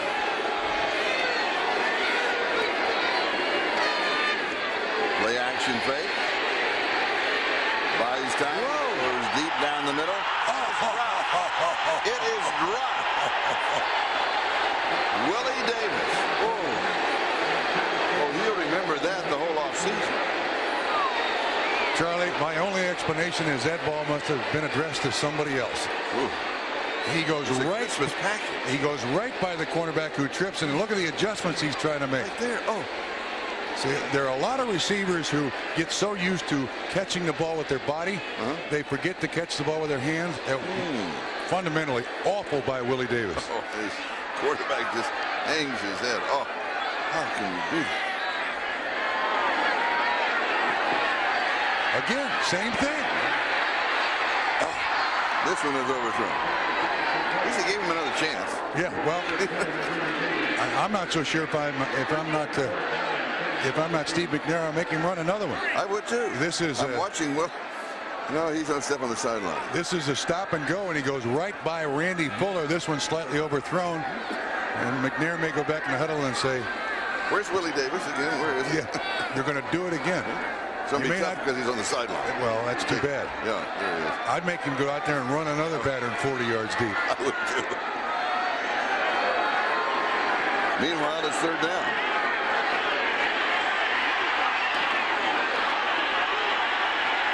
This one is complete, and it's going to be close to the first down, and it may simply be there for Frank Wycheck. The tight end with 61 receptions coming into the ball. But Charlie, once again, here's Wycheck right over here. The tight end runs a nice pattern, but this has been one of the big problems the Tennessee Oilers offense has had. This is the guy who catches it. So that's the guy that McNair throws it to. You get Willie Davis out here wide open, he can't catch it. Once they stretch the defense a little bit with some threat at wide receiver, this offense will be better than it is now. And will open up more for Eddie George. Absolutely. For a couple of years. Yeah, and I think what Jeff Fisher and his staff understand is they have to somehow spread the defense. See how the Oilers have done. The turnovers resulted here and here in 13 points, and then the field goal at the end of the first half. But the more they're able to spread the defense out next year, the more room that Eddie George is going to have. So their focus in the offseason is find some receivers who will threaten the defense and can catch it. Second down. Eddie George again. Kind of lost his balance as he's made his cut right at the line of scrimmage. Will fall forward for 2 or 3 yards. Earl Holmes and Jerry Osefsky there with the tackle. He carries 11 yards. It's not a very productive afternoon in the rain. No, and the last time these two teams met, Eddie George had just 29 yards rushing. He is one of the biggest running backs, one of the most well-built running backs I think I've ever seen in my life. 6'3", 230. Third down 5. Oilers shift, motion, then set, reset. Comes back right over the middle. Pass is complete. It looks as if it's going to be shy of the first down. Joey Kent was the receiver, runs the delay, and doesn't get to the first down marker. We'll blame that on the fact that he is a rookie. He should know better. And we're going to measure just to see how close it might be. The Steelers don't think it's close because they're sending their punt return team in. Yeah, well, actually, neither do the Oilers. Their offense is leaving the field. McNair is staying there, though. I'll hang around just in case they need me.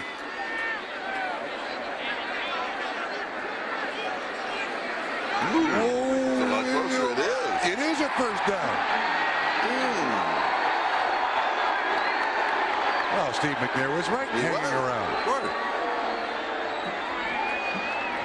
Now he goes back to the huddle and says, all right, where was everybody? Yeah.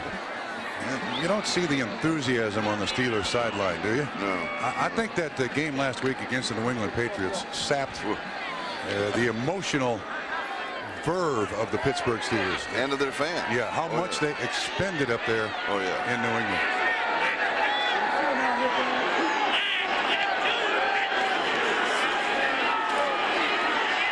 McNair comes back, goes on the run, and it is incomplete. You had several injuries in the ballgame, and we want to give you definitive reports, but we mentioned this earlier in the first half that due to the weather and the rain and everything, that the sideline phones are out, and so we do not have that information being fed up to us. But we have sent we've delegated a runner to the locker rooms to see what they can find out and bring that information back from the trainers or from the team doctor. Yeah, Dermontti Dawson for the Steelers, their all-pro center, is the most serious injury. Jim Sweeney also hurt, the starting right tackle. Here's the draw. Rodney Thomas, the ball carrier. He'll pick up a couple of yards on the play, and that's going to be about it. We move forward now to third down. Interesting, when we talked to Bill Cowher last night, he said the toughest thing about this football team is picking an MVP. Yes, wasn't that interesting? Yeah, he said, I don't vote, and I'm glad I don't vote, and immediately named half a dozen possibilities. Yeah, the players have to come up with it. He said he thought Carnell Lake, in his combination playing corner and safety, was the defensive player of the year. He said, but I don't know who the most valuable player on this team is. Showing blitz and jumping into it, and we've got flags flying on the far side. Yeah, it looked to me like the right tackle, John Runyon, rolled out of his stance with that threat of a blitz. Prior to the snap, false start, offense. Number 69, 5 yards, still third down. You're right, it is Runyon. And that's hard to hold that stance, isn't it, when they jump into that blitz and step in? Absolutely. And of course, you know, he's out here by himself, and he's listening for the snap, and you see all the movement, and you're trying to get just a little step, and all of a sudden, bam, you just rock out of there. And that's part of the design of the defense. Move late, disrupt the offense's thinking.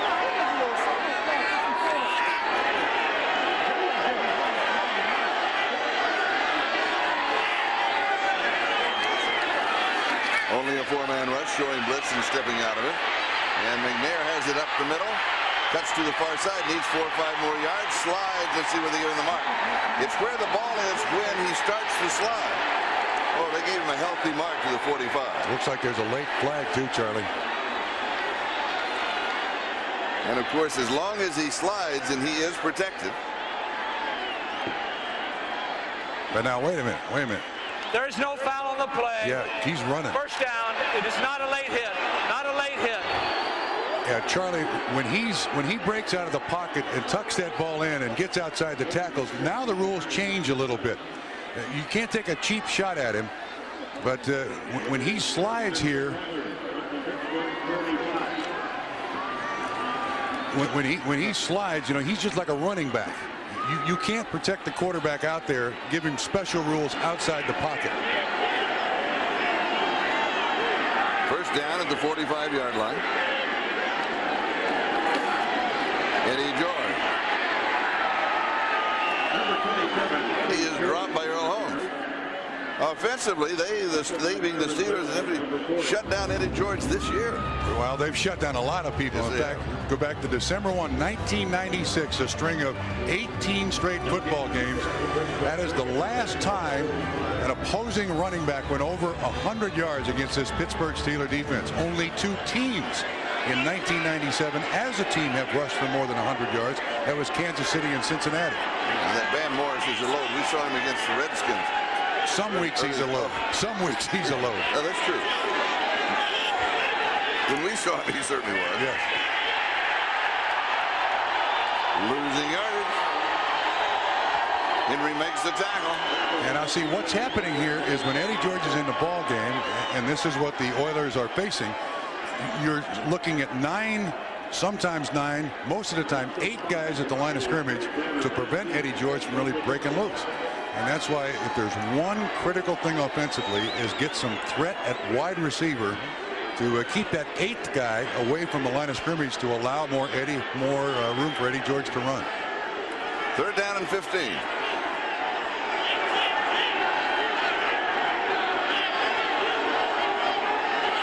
Thomas, the remaining back.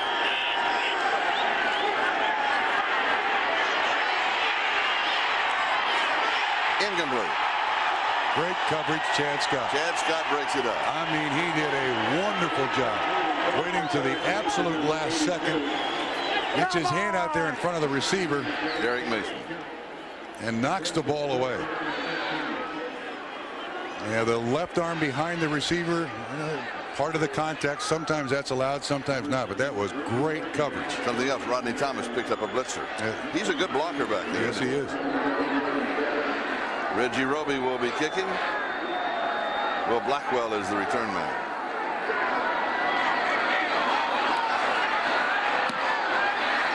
Flag is down. Fair catch taken at the 10-yard line. The flag was dropped back at the 50-yard line. 40 yards on the kick with no return. We have 8 minutes and 40 seconds time remaining here in the 3rd quarter. And the call. Steelers were offsides. Oilers will refuse it. Offsides, defense number 29. The penalty is declined. 1st down.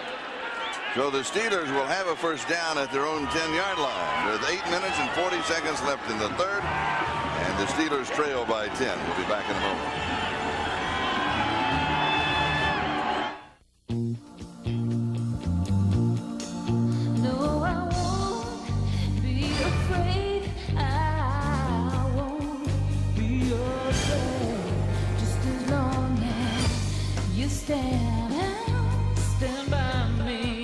Buick LeSabre is built to keep you safe and secure. A comforting thought, especially for those who aren't even in the car. Honey, I'm going to Staples to pick up a few gifts. Be back soon. Attention shoppers, looking for the perfect gift? Well, check out aisle 3 for great prices on Sharp mobile organizers. And save on Panasonic phones. No, not you! You! Yes! And I, or any husband, would love one of those nice global chairs. I need the leather one! Get a leather chair! For great gift ideas and over 7,000 items at guaranteed low prices at Staples. Yeah, we've got that. You know, racing for Interstate means my battery has enough power to run my car, as well as some other race necessities, like this mini fridge, track lighting, my foot massager, a window unit. And for those long races, who could forget the espresso maker? Heck, I even had a big screen put in for my friends. Interstate batteries, power fast, built to last. Hey, Bobby, the burrito's done yet? The NFL on NBC is brought to you by IBM, solutions for a small planet. By Buick LeSabre, for safety and peace of mind. By Staples, the office superstore. And by American Express. Wherever you are, whatever you're doing, American Express helps you do more.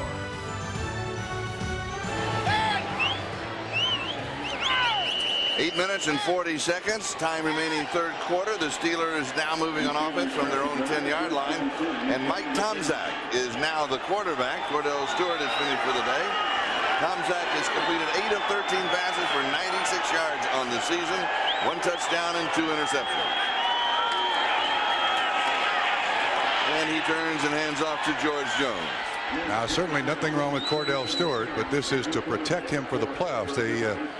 There's Cordell on the sideline, 6 of 16, 87 yards, and the interception, 5 rushes, 20 yards. It's a good thing they get the week off. They've gotten some injuries today, Charlie, that some players are going to need 7 to 10 days to recover from. And we have a report on 3 of them. The first one, Dermontti Dawson, a calf strain, and he is out for the rest of the ball game. I'll give you the other 2 in a moment. That's the most important one, though. Tomczak's pass to the near side is complete. He goes to Charles Johnson, and this should pick up the first down. Bernard Walker with the tackle. Jim Sweeney, the report is he has a knee sprain, and he is out. And the tight end Mark Bruner has a foot sprain, and he is out. Yeah, so those are 3 key injuries, all on the offensive line. And Pittsburgh considers their tight end receiver, but first he's a blocker on the offensive line. So 3 injuries to the same general bunch. Not a good thing to deal with. First down, Pittsburgh. Jones to the right side, out to the 21-yard line. In the first half, here is a comparison to Cordell Stewart and Steve McNair. Neither with great numbers. The 1 interception by Cordell Stewart. Neither have really been a factor, although in the second half here, McNair's had a couple of nice runs. Both of them, though, went long and almost, almost effectively, but they weren't able to complete it. Yeah, the Steelers' early stages of the game tried to get a couple of cheap ones. Had 2 receivers open, 1 dropped, 1 overthrown. And then in the second half, the Oilers tried the same thing and were equally unsuccessful. Pass is complete wide to the far side, out about the 36-yard line. That should be the spot of the reception. Darrell Lewis bringing down Yancey Thigpen. Now we have him on the pattern. One of the best there is in the game, yards, Charlie. Yes. Nice long stride. Where's John Stallworth's number? Not quite as physical as Stahl was when he played with the Pittsburgh Steelers back in the 70s and the 80s. But a very athletic receiver, great hands. Look at the yards per catch. 16 yards per catch today. And on the season, Thigpen has averaged 18 yards a catch. Has a total of 48 yards a day. Meanwhile, George Jones has carried the ball 11 times and rushed for a total of only 16 yards. He's going to get another shot at it here. Well, Thigpen, one of those Pro Bowlers. Dermontti Dawson hurt. He's on the sideline. Bettis recovering. He's on the sideline. Everybody else is playing. Joel Steed is first. Dermontti Dawson, the best center in the league. Bar none, no question. Not even a close second. Well, I take it back. The second best center in the league may be the left guard for the Tennessee Oilers, Bruce Matthews. Made the Pro Bowl at center when they were down at Houston, but he's now playing guard. And he's played every spot, position. Every position in that offensive line. Here's the draw, George Jones. He's not going anywhere. Matt Lyons makes the tackle. Tampa Bay had 7, Pittsburgh 6. Green Bay, Kansas City had 6.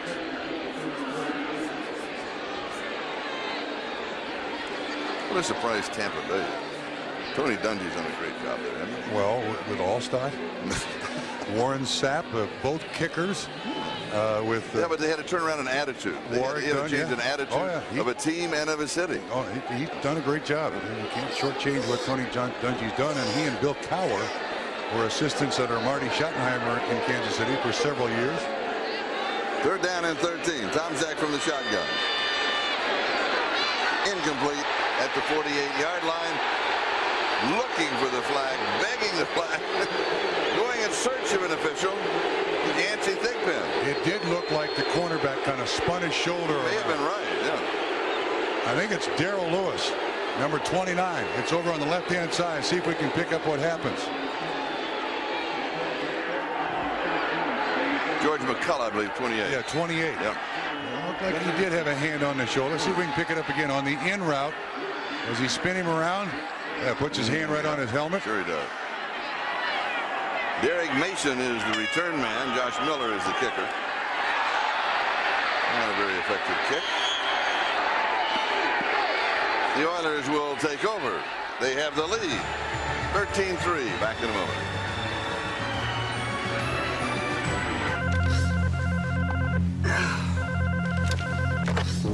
What? Jake, I didn't know who to call. We've been hacked. Hacked? How? Over the web. They broke into the R&D server. Who? We don't know. Oh, gosh, it must be 4 in the morning where you are. You really can't do anything from there. Why don't you just go back to sleep?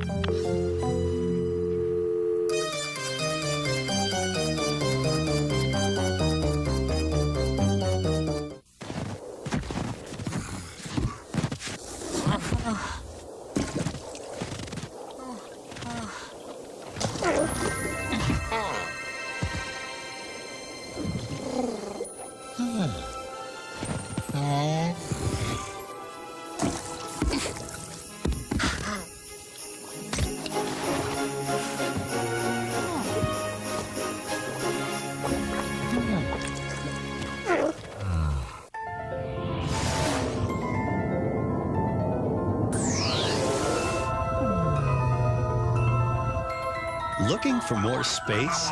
Try the next Century. It's got the most interior space of any vehicle in its class. Because extra space is one luxurious touch that's appreciated by families everywhere. The new Century by Buick is also a Consumer's Digest Best Buy, making Century one of the best values on earth. 'Twas Tuesday before Christmas on Mad About You, a sweet song for baby. Yeah, you'd try too. Then Susan on Tuesday, a holiday treat. And Frasier with horseplay and Ain't Eddie neat? Then it's Just Shoot Me with Joy by the bunch. You're waiting for a hug, you might want to pack a lunch. It's must-see, all right, NBC Tuesday night. This is Charlie Jones and Bob Trumpy as we wind up the season in Memphis. We wind it up for the Tennessee Oilers, but the Pittsburgh Steelers are just getting wound up as they head to the playoffs. The Oilers have the lead 13-3, and they have the ball at their own 42-yard line with a first down. McNair back to throw. Steps forward. He's going to run with it. Breaks clean. He's to the 40, 30. He's to the 20, and then taken out of bounds. And for somebody who says, I'm not that fast, shows great speed. I think he underestimates himself. Maybe underselling himself. I think he may. He has scored 8 touchdowns, and most of them in situations like this. 53 yards. Good coverage by the Steelers. Tucks it away. See who can catch me. It takes a defensive back to catch up with him. And finally, Darren Perry gets him out of bounds. What did he tell us yesterday? I'm just looking to make big plays. And he could be the 100-yard rusher. You're right. Breaks that string of 18 games held by Pittsburgh. 11-yard line, first down. Eddie George cut off on the right side, slides back down. He'll pick up 3 or 4 yards on the play. So spotted at the 8-yard line. Osefsky with the tackle. Again, there's been, they've not allowed a 100-yard rusher. Only 2 teams have done it against them. That's Kansas City and Cincinnati, but no rusher since December 1st, 1996. Bam Morris, and could it be quarterback Steve McNair? Team McNair himself. Team McNair, yes.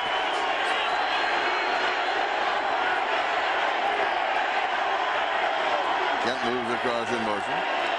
Little play action fake. Nice touch, with those everybody. And they're waiting on a call. Does not get a flag. Here's an injury report on Joe Bowden. It is an ankle injury, and he is doubtful to return. He's a linebacker for the Oilers. That ball intended for Roan, the tight end. Did well by Pittsburgh. And that last jaunt by Steve McNair was his longest career run. Actually, he has the longest run of the season for the Oilers too. The longest run by Eddie George is 30 yards. Longest allowed by the Steelers and his longest of the career. That should be incomplete, and it will be. Derek Mason, the intended receiver. So the Steelers defense turns the Oilers away. They'll have to go with a field goal attempt. And McNair did not go with his strongest weapon, and that is himself.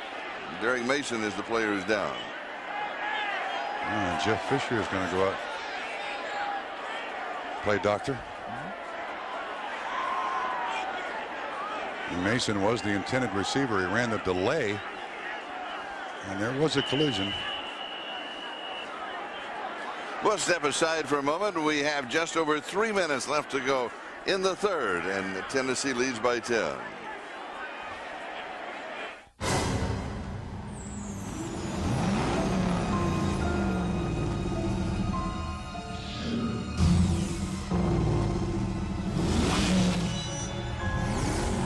It's so powerful, it's almost scary. Boo.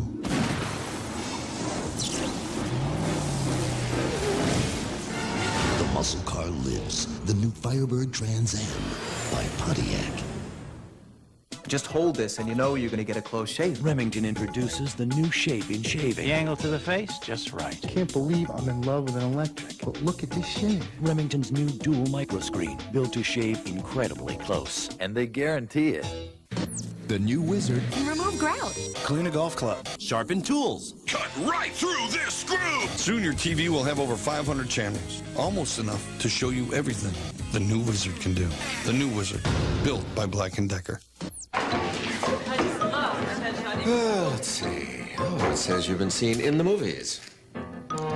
That should read at the movies.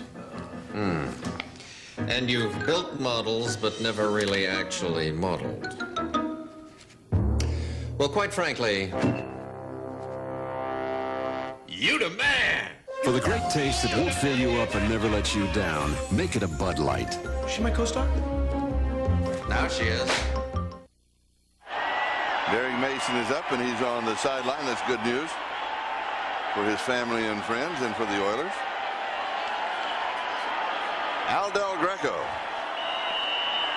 This one is from 28 yards away. He is hit from 34 and 29 in the ball game.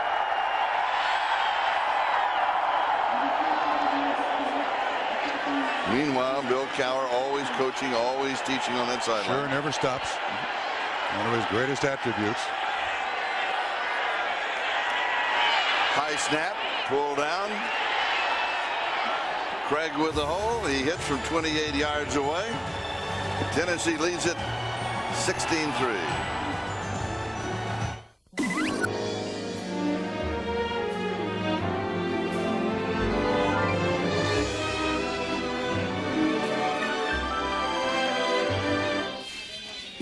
Hey, mister.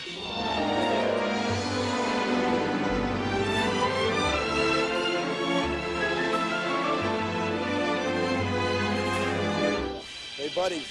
Sir?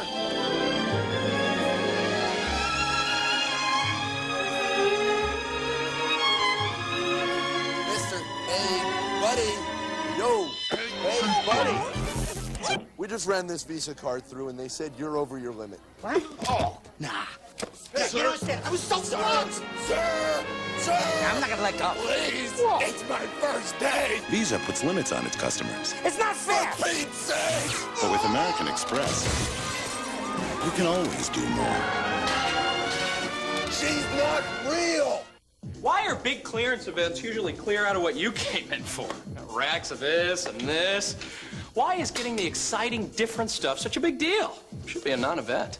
There's a great selection of excitement in store at your Pontiac dealer. And now with 2.9% APR financing, you can get average finance savings of over $2,100 on the driving excitement you want. Glad I beat the rush. Oui, tu as la chance. Yeah, I love chicken. Get great value and selection at your Pontiac dealer. See one today. I've been the equipment manager for the New York Jets for over 34 years. I've suited up more than 3,000 players. As long as I worked this long, it's crazy to retire. The Jets are like my family. They're like my own kids. The network of the Super Bowl. You're watching the NFL on NBC. Tennessee 16, Pittsburgh 3. 2:57 left to go in the third. You know, Charlie, for this team to finish, for the Oilers to finish 8-8, with all of these road games, even though they call this home in Memphis, is absolutely remarkable. Coleman and Blackwell are the return men. Here's Will Blackwell to the 25, out to the 30. Returns to near the 35-yard line. 27 yards on that return. We'll be back in just a moment. I believe that if you really go out and do exactly what you want to do, you find happiness. If you can do what you love, that's incredible.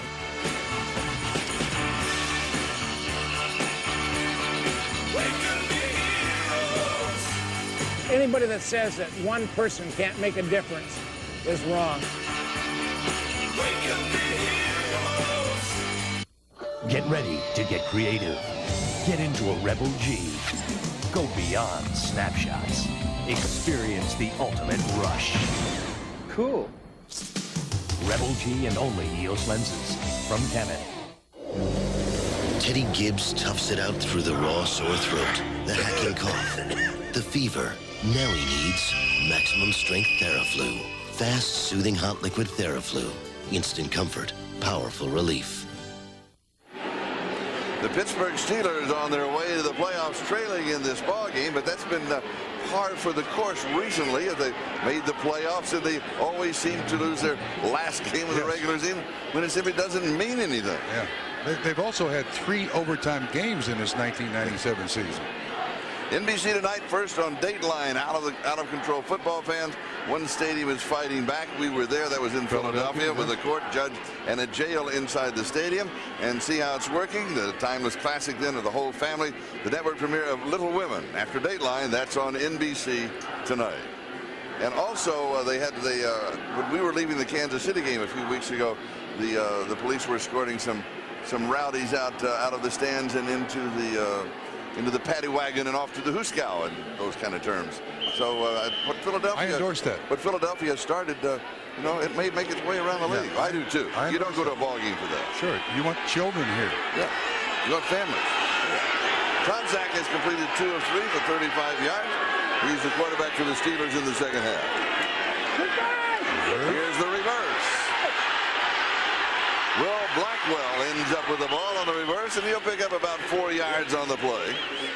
Pittsburgh now, Charlie, just putting some things on film for playoff opponents. I love it. It's going to go here and come back here. Tom Zach tries to get a block here, kind of lays down in front of a defensive lineman right there. Well, actually, that was contact. Hey, that's pretty good. That was contact. But then quarterbacks, after they make that ball, they go into the fetal position. But they get bonus. There's bonus money for blocks. No, they don't. Second down. Johnson is in motion, and then he's done. There's a straight shot at the middle for George Jones. About 5 yards on the play, still a couple of yards shy of the first down. And of course, without Jerome Bettis playing at all today, you can see the 42 yards.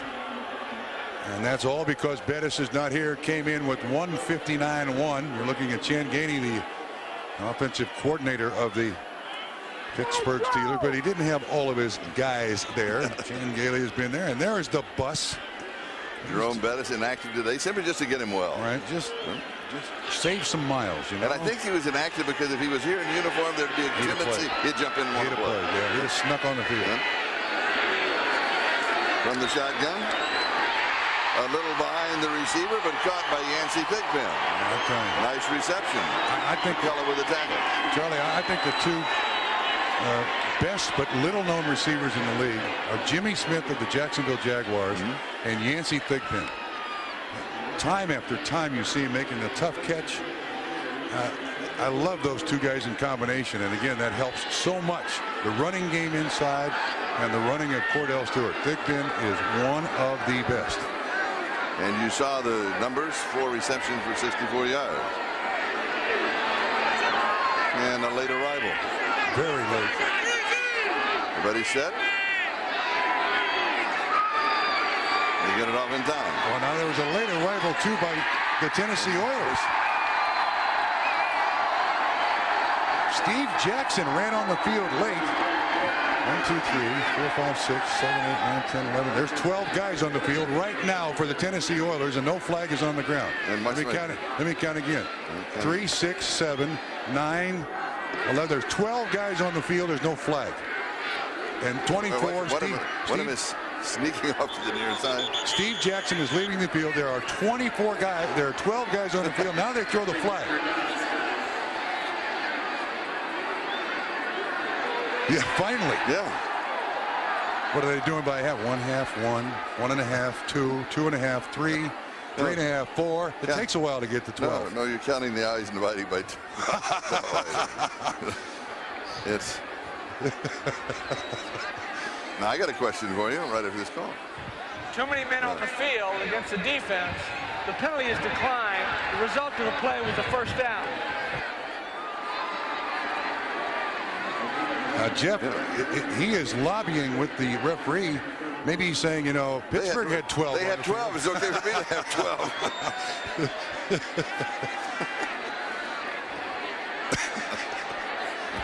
12. Last game of the season. Last game of the season. Come on, Jeff. Put 15 of them out there. We don't care.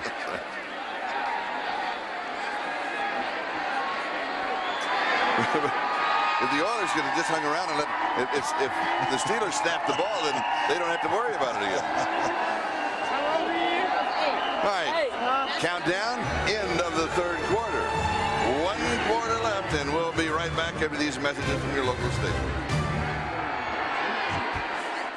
Mommy's home! National Football League and is intended for the private use of our audience. Any rebroadcast or other use of this telecast without the express written consent of the NFL is prohibited. This is Charlie Jones and Bob Trumpy. Happy holiday, everyone. Tennessee 16, Pittsburgh 3, as we start now the fourth quarter of play.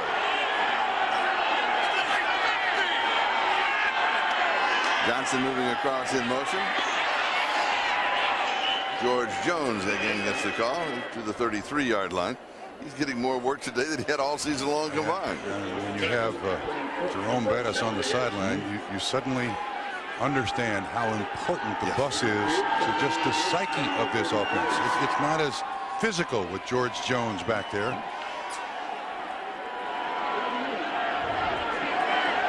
Defense versus the rush. The Oilers, just under 100 yards, fourth in the NFL, held them thus far to 46 yards through three quarters.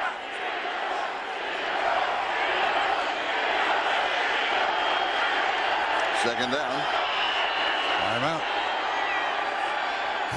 14-18 left to go. Back in a moment.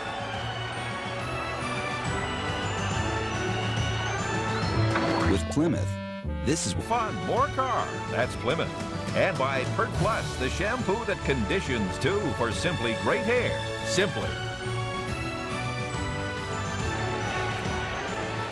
See the one in the middle? That is the ghost of Christmas past. I thought it was winking, blinking, and nod. 14 minutes and 18 seconds left in the season for the Tennessee Oilers. And that same amount of time left in the regular season for the Pittsburgh Steelers. They, of course, will be moving on to the playoffs. Tomczak's pass is complete, coming back to the near side to Charles Johnson. Steve Jackson had the coverage and takes him out of bounds with him. And Charlie, is there ever a contrast of starting quarterbacks to backup quarterbacks in this particular matchup? You have Cordell Stewart, athlete, quarterback, backed up by Tomczak, who is all quarterback. And on the Oilers sideline, you have Steve McNair, backed up by Dave Craig, an 18-year veteran, nothing but a quarterback. But these young kids, these starting quarterbacks, the next generation of the style of quarterback that'll be in the NFL. Blitz. Blitz is coming. Thick Ben has it at the 24-yard line. And you can almost feel him getting antsy. He had to wait on it. It didn't get there as quickly as he wanted it to. Yeah, boy, but a feather in the cap of Mike Tomczak. Steve Jackson, 24, comes untouched.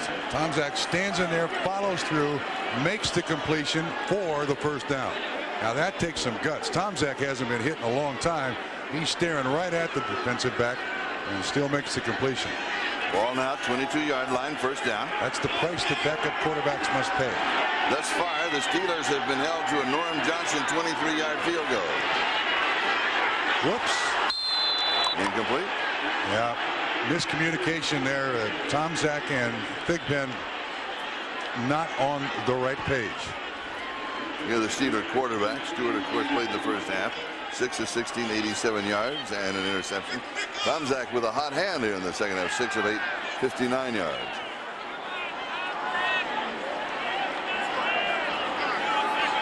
Here you saw the back of Cordell Stewart for a moment.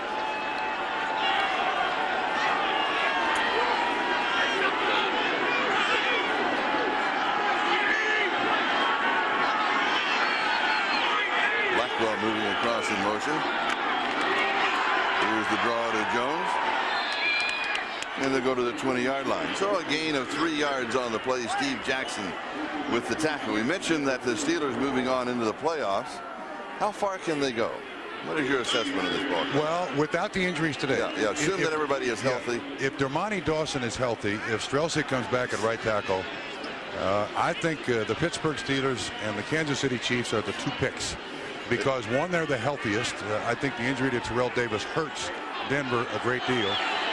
They're both physical teams, Kansas City and Pittsburgh. Both have great defenses.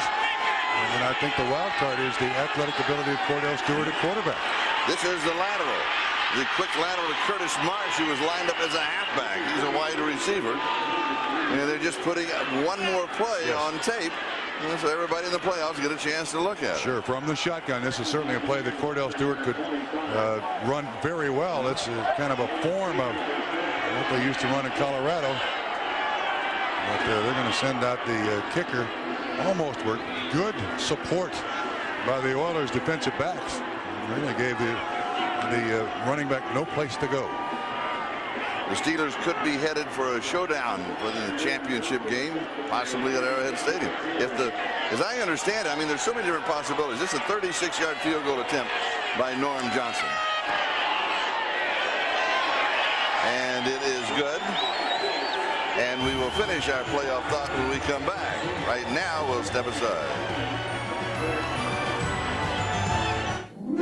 Is brought to you by Domino's Pizza, delivering 1 million smiles a day. Call for pizza now and share a smile during the game. Welcome back to the Liberty Bowl in Memphis with just over 11.5 minutes. That is the time remaining in the ball game. Tennessee leading 16-6. And to close my statements on Pittsburgh, that they have the home field advantage right behind Kansas City. If Kansas City falters, then the Steelers will have home field advantage. But I see a showdown in Arrowhead in the championship game of the Steelers and the Chiefs. Wow. Great ball game. Wow. Yeah. Crystal ball time for yes, Charlie yes. Jones. Okay. Yes.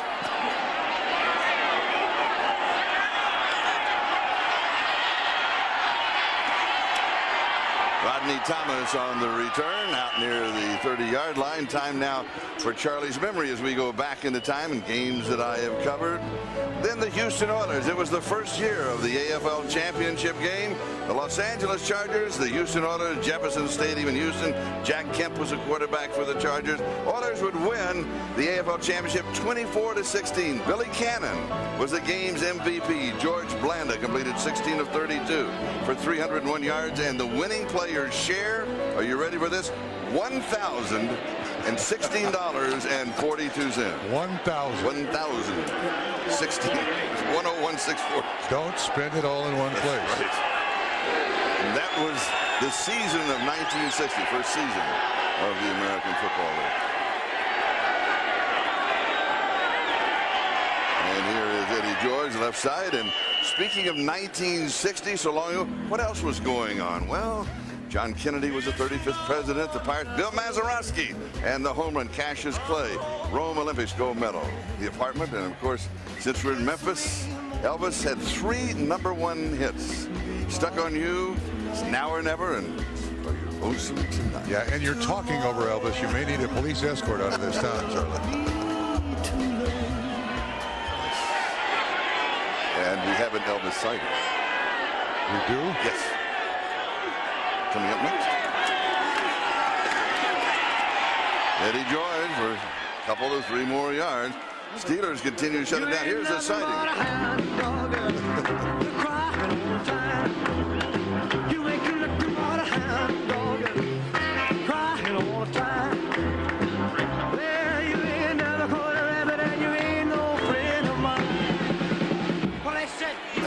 That's at the Visitor Center. That is a great statue. I got to make this comment. What? I have seen you travel in a shirt with a collar that big, and now I know where you bought it. You know, I didn't know that you could still buy those things, but at the Visitor Center, you bought one of those shirts. Right. Yes, and I have the scarf, too, that goes with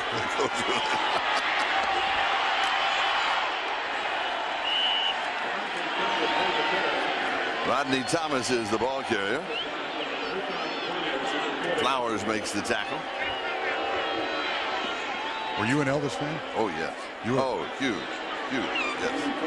In fact, when he came in, when he was, I was born and raised in Fort Smith, Arkansas, which is not too far from the other side of the state. And when he was inducted in the Army, it was at Fort Chaffee. You went down there? Oh, yes. Sure. Yeah.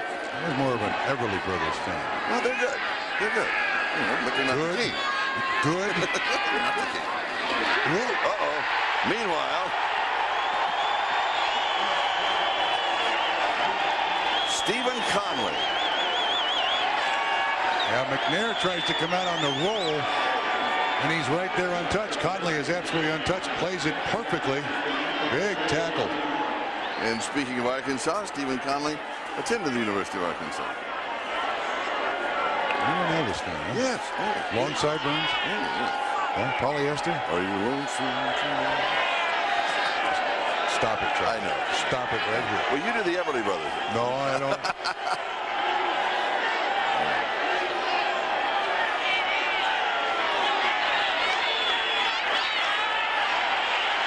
Again, good protection. Throws in the coverage. The flag is down. Pass is incomplete. 8 minutes and 40 seconds left. J.B. Brown was there for the Steelers. Isaac Byrd, the intended receiver. And I think the flag is going to be on J.B. Brown. He was hanging all over the receiver. Prior to the pass, holding defense number 24. 5 yards, automatic, first down. Chris Oldham. That was away from the play. That was not in the direction of the receiver. Oldham upset. Penalties today. Pittsburgh 4 for 25. Tennessee 6 for 45. Well, you can see Bill Cowher wanted to win this game, but wanted to protect everybody. And wanted to win on a positive note, but that didn't happen. 2 weeks off to get ready for whomever they play in the playoffs. And a large crowd here with a tremendous number of Steeler fans in attendance. And Eddie George simply cannot pop one loose for the Oilers as he has tried. Here's today's attendance. This is a season high here at the Liberty Bowl in Memphis. 50,677. And Charlie, let me tell you something about these Steeler fans. It's not if they'll go. If they can get tickets, they will go. Drive, fly, buses, trains, they don't care. They go. And the road attendance, 73,000, 64, 60, 78. You're right. They go. They do. They do, they do. And they're great fun to see in the Oh, yeah, they are. The Tennessee Oilers, well, in 1999, they will have their new home, and that will be in Nashville. Oh, and we all look forward to this. Oh, yeah. Yeah, that'll end 3 straight years of being on the road. The Oilers, when they play here in Memphis, get on the plane as a team, fly down here, fly back. Family members have to drive back, can't fly with the team. They got to move everything down here, everything back. In Nashville, the entire organization is in about 12 trailers.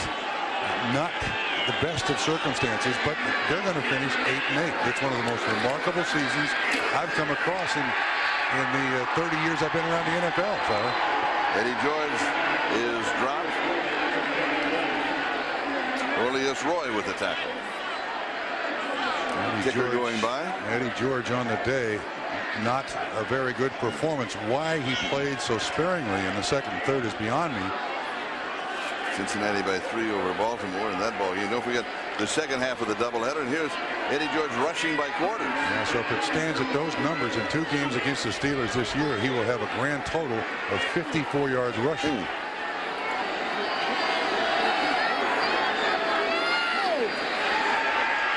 George picked up the blitzing linebacker. Pass is incomplete. Short hopped on the far side. Skipped off of the turf. And Bill Cowher, you could just run that clock. Get me out of here. I don't want any more injuries. I want to start thinking about the playoffs. Get this thing over. Now, he did say they're going to go back and practice like Monday, Tuesday, Wednesday, and then take off Thursday, Christmas. Thursday, Friday, Saturday, and Sunday, and then come back next week. And I said, yeah, and about Friday you'll be back in the office. He said, no, we're going skiing. The whole family is going to go skiing. Yeah, his wife is going to have to chain him to that cabin up in the woods in eastern Pennsylvania to keep him there, too. Here comes the blitz. Stepping away. Second man nails him as he gets the pass off.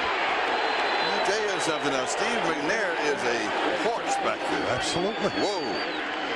Now, the rules to protect the quarterback in the NFL have changed a little bit. They are offered a little more protection. He doesn't need it. Here's 27 who comes on the inside blitz.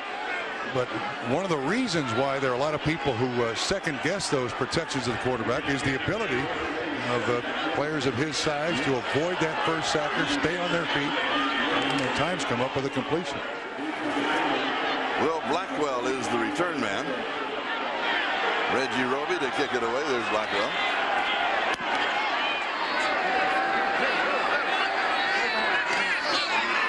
Fair catch taken at the 18-yard line. Just over 6 minutes left in the regular season. Back in a moment. They give us heroes. On NBC, the top 4 teams from last season's playoffs at the Hardwood. First, Charles Barkley and the Rockets face Stockton, Malone, and the Jazz. Then, Michael Jordan and the world champion Bulls host Pat Riley's Heat. A Christmas Day doubleheader at 2:30 Eastern on NBC. This is Charlie Jones, Bob Trumpy, and we want to join the Pittsburgh Steelers and a Merry Christmas to those of you that have joined us this Sunday afternoon. And hope that you have a very wonderful holiday season. Play action fake by Tomczak. Comes up throwing, and he is right on target to Yancey Thigpen. Time now for the Miller Time game summary.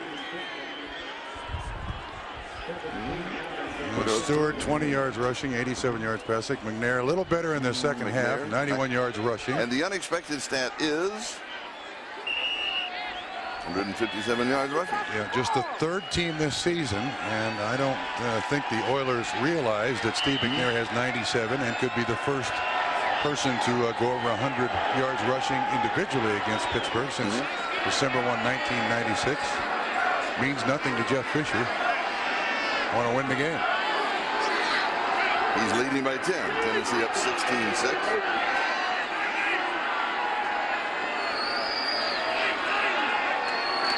Yancey Thigpen just has broken a Pittsburgh Steelers receiving record. Then McAfee getting the call. He now has 6 catches for 84 yards and single season all-time moves out in front of John Stallworth now with 1,398 yards. What's the chances of those two guys wearing the same number? Isn't that? Yeah, 82. Buddy Dial. That was a lot of yards receiving back when Buddy Dial played. You know that? That's one of those. This record will stand forever. Yes.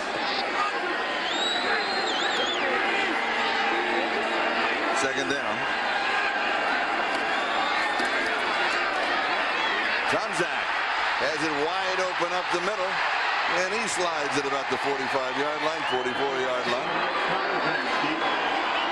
Now Tomczak doing his job here, trying to keep his wits about him and gain some yards so that in case sometime in the playoffs there's a need for a backup quarterback, he's fresh. He's thrown a little bit, understands what's going on, and the team around him has some confidence in what he's doing. Yeah. And his receivers have a lot of confidence in him. Yeah. He's been on target today. Yeah, Tomczak doesn't run much, would prefer not running at all, and really should work on that hook slide, not a thing of beauty. First down, 45-yard line.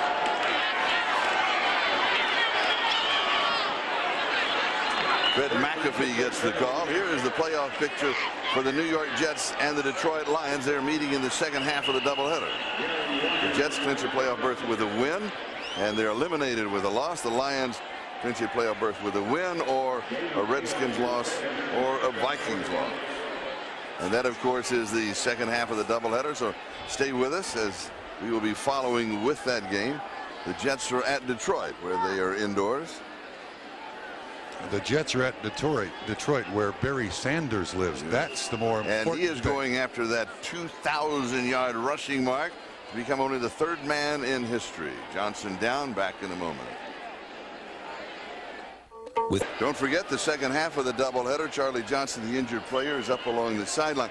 Again, the phones are down with us because of the bad weather that we've had today, so we won't be able to get an immediate report. You know, obviously it looks better now that he is moving along, limping just a little bit. But we will have to wait and see if we get one before the game is over. Of course, if we do, we'll pass it immediately on to you. But the Steelers now, with moving on the 3-minute mark time remaining, are beginning to take a lot of nicks and bruises and hits. Fred McAfee on the receiving end. Charlie, here's the injury. Watch the right foot.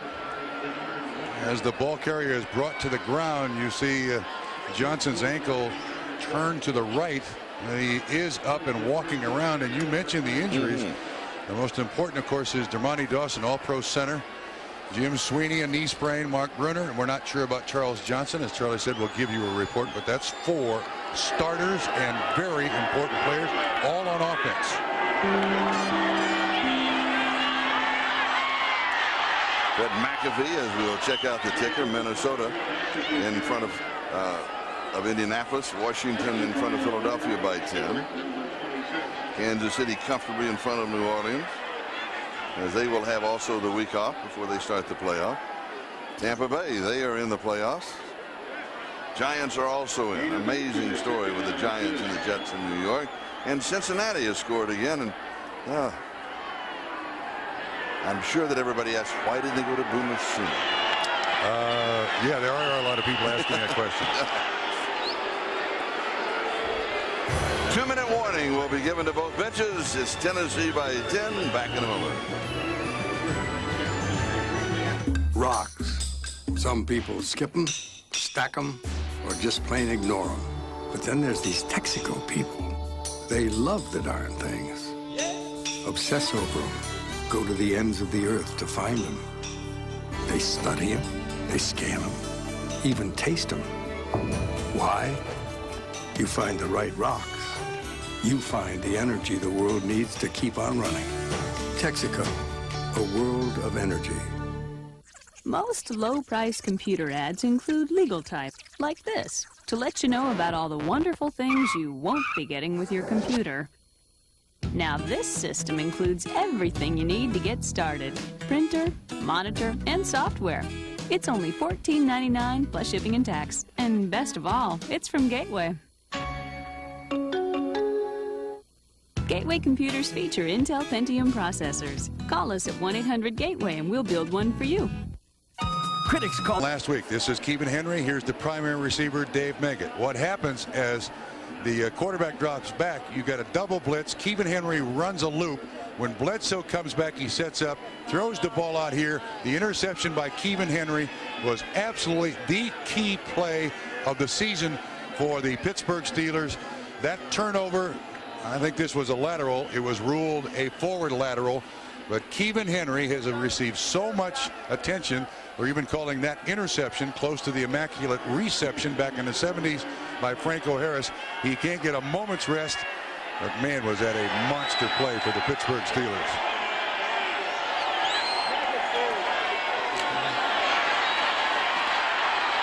Fred McAfee on the right side as we go to New York for an NBA report.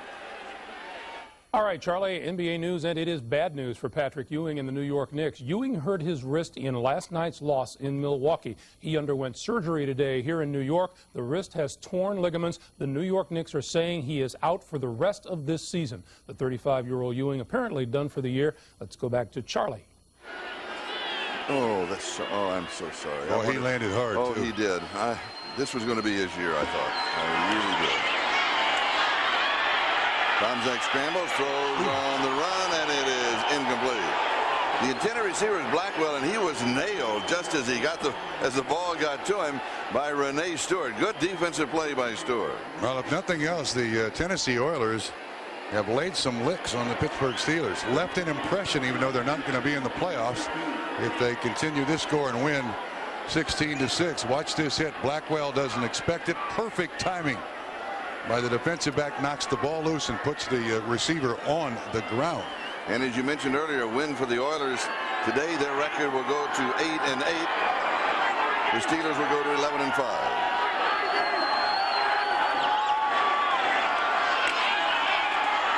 McAfee again. The Oilers have the ball and up and running with it. I believe that's George McCullough. Is it McCullough? No, it's Darrell Lewis, number 29.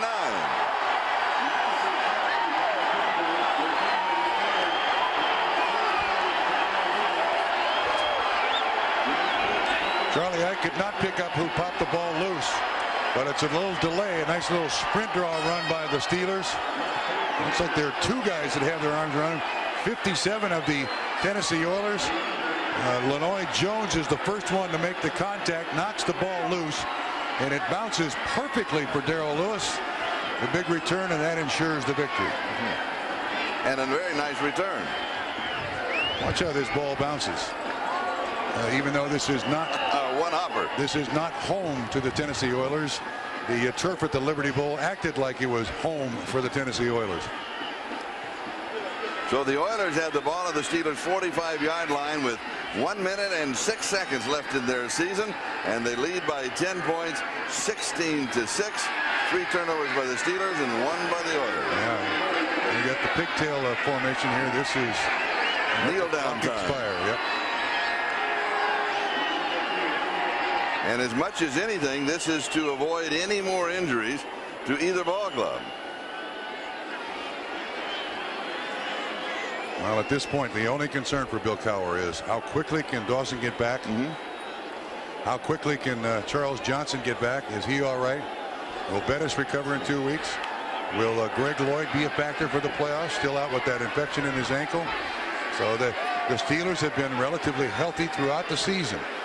It would be a great shame if in the last game of the season they lose 2 or 3 great players on offense. Bruner's another one that's hurt with a sprained foot. Quick report on Charles Johnson.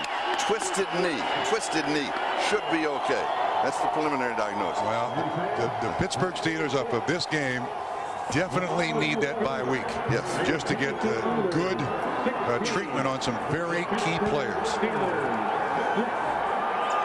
Now the updated AFC Central standings as we now know it. Pittsburgh 11-5, Jacksonville 10-5, Tennessee 8-8, Baltimore 6-8, Cincinnati 6-9. So Tennessee with a 500 record there. They wrap up their season here. And Pittsburgh, as we mentioned, they look forward now to the playoffs and open a bye week, get everybody healthy. They do need it. Yeah, they really do need it. They did not need it coming into this week. They need it now. And that is the key. You have to be healthy in the playoffs. Don't forget the second half of our doubleheader. The Jets are at Detroit, and they're standing by there, and we'll be going there in just a few minutes for that ball game. That's a game I like to sit down and watch. I think I'm going to find a television at the airport here to watch Barry Sanders. I'm not sure the Jets can slow him down, let alone stop him. But what an incentive for the Jets if they do, that they could go from 1-15 to the playoffs.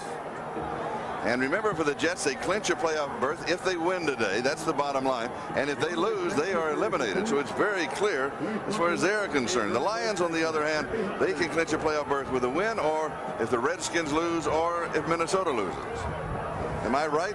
You are right. Washington, but are Washington and the Vikings both winning at this time? They were both winning. They were both winning. They were both winning. Yes. And the final update on the injury report.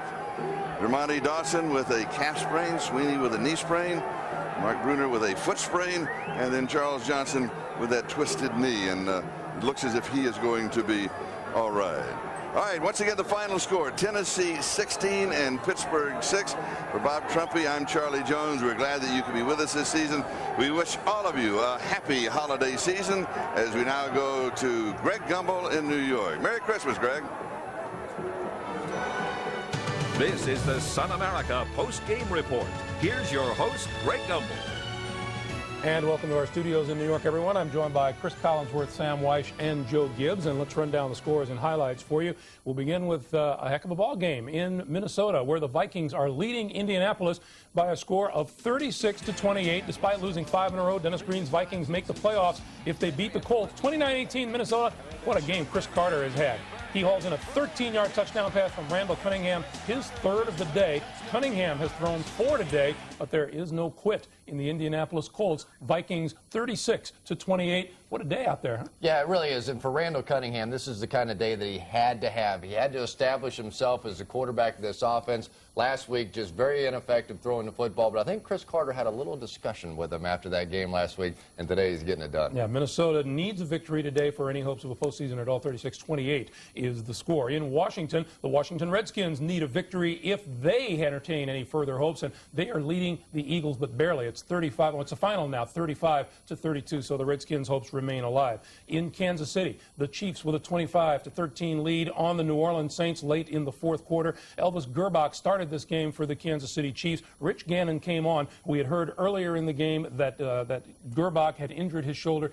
The Chiefs tell us that that is not the case, but Marty Schottenheimer seems to be in a pretty good position. He's in a good position. Rich Gannon's been doing it for him here of late. This may have solved a lot of problems for him, Joe, because the big discussion that would have come after this ballgame may have been settled. Well, and I think one thing it does, it settles the team down. They know who the guy's going to be.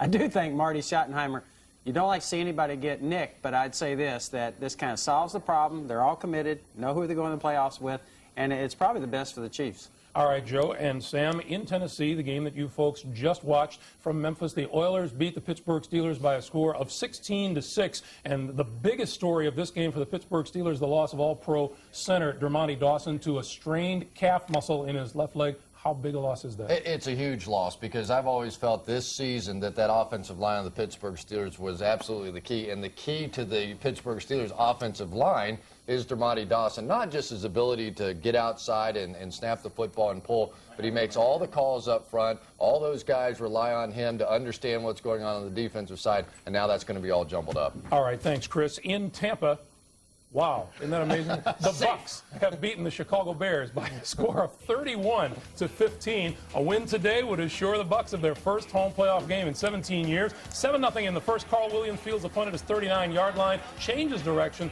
fakes the kicker Todd Sauerbrunn, puts the spin move on Fabian Bowes, and he's gone. What a great return. 61-yard punt return for a touchdown. He later scored on a 7-yard touchdown reception. The Tampa Bay Bucks are hitting the postseason the way they'd like to with a victory, 31-15. They have clinched the number 4 spot in the NFC playoffs, and they will host a wild card game next weekend. In Dallas, the Cowboys' horrible, horrible season about to come to a close with a loss to the New York Giants. 20-7 is the score. The Giants are leading the Dallas Cowboys. And in Cincinnati, the Cincinnati Bengals, 16-14 over the Baltimore Ravens. And, you know, you just can't say enough about Boomer Esiason and the way the Bengals have come on in the second half of the season. It really has been amazing. You know, Corey Dillon is one of those guys that has really helped Boomer Esiason along the way, but clearly this team and the difference that they have had has been with Boomer Esiason. Now Mike Brown is going to have his hands full. He has to try and go out there and get Boomer signed, and Boomer's going to have a lot of options with television networks coming after him as well. Yeah, meanwhile, Jeff Blake, what does he think about during the offseason? Stay tuned for more from Cincinnati. Stay tuned for our doubleheader game. Most of you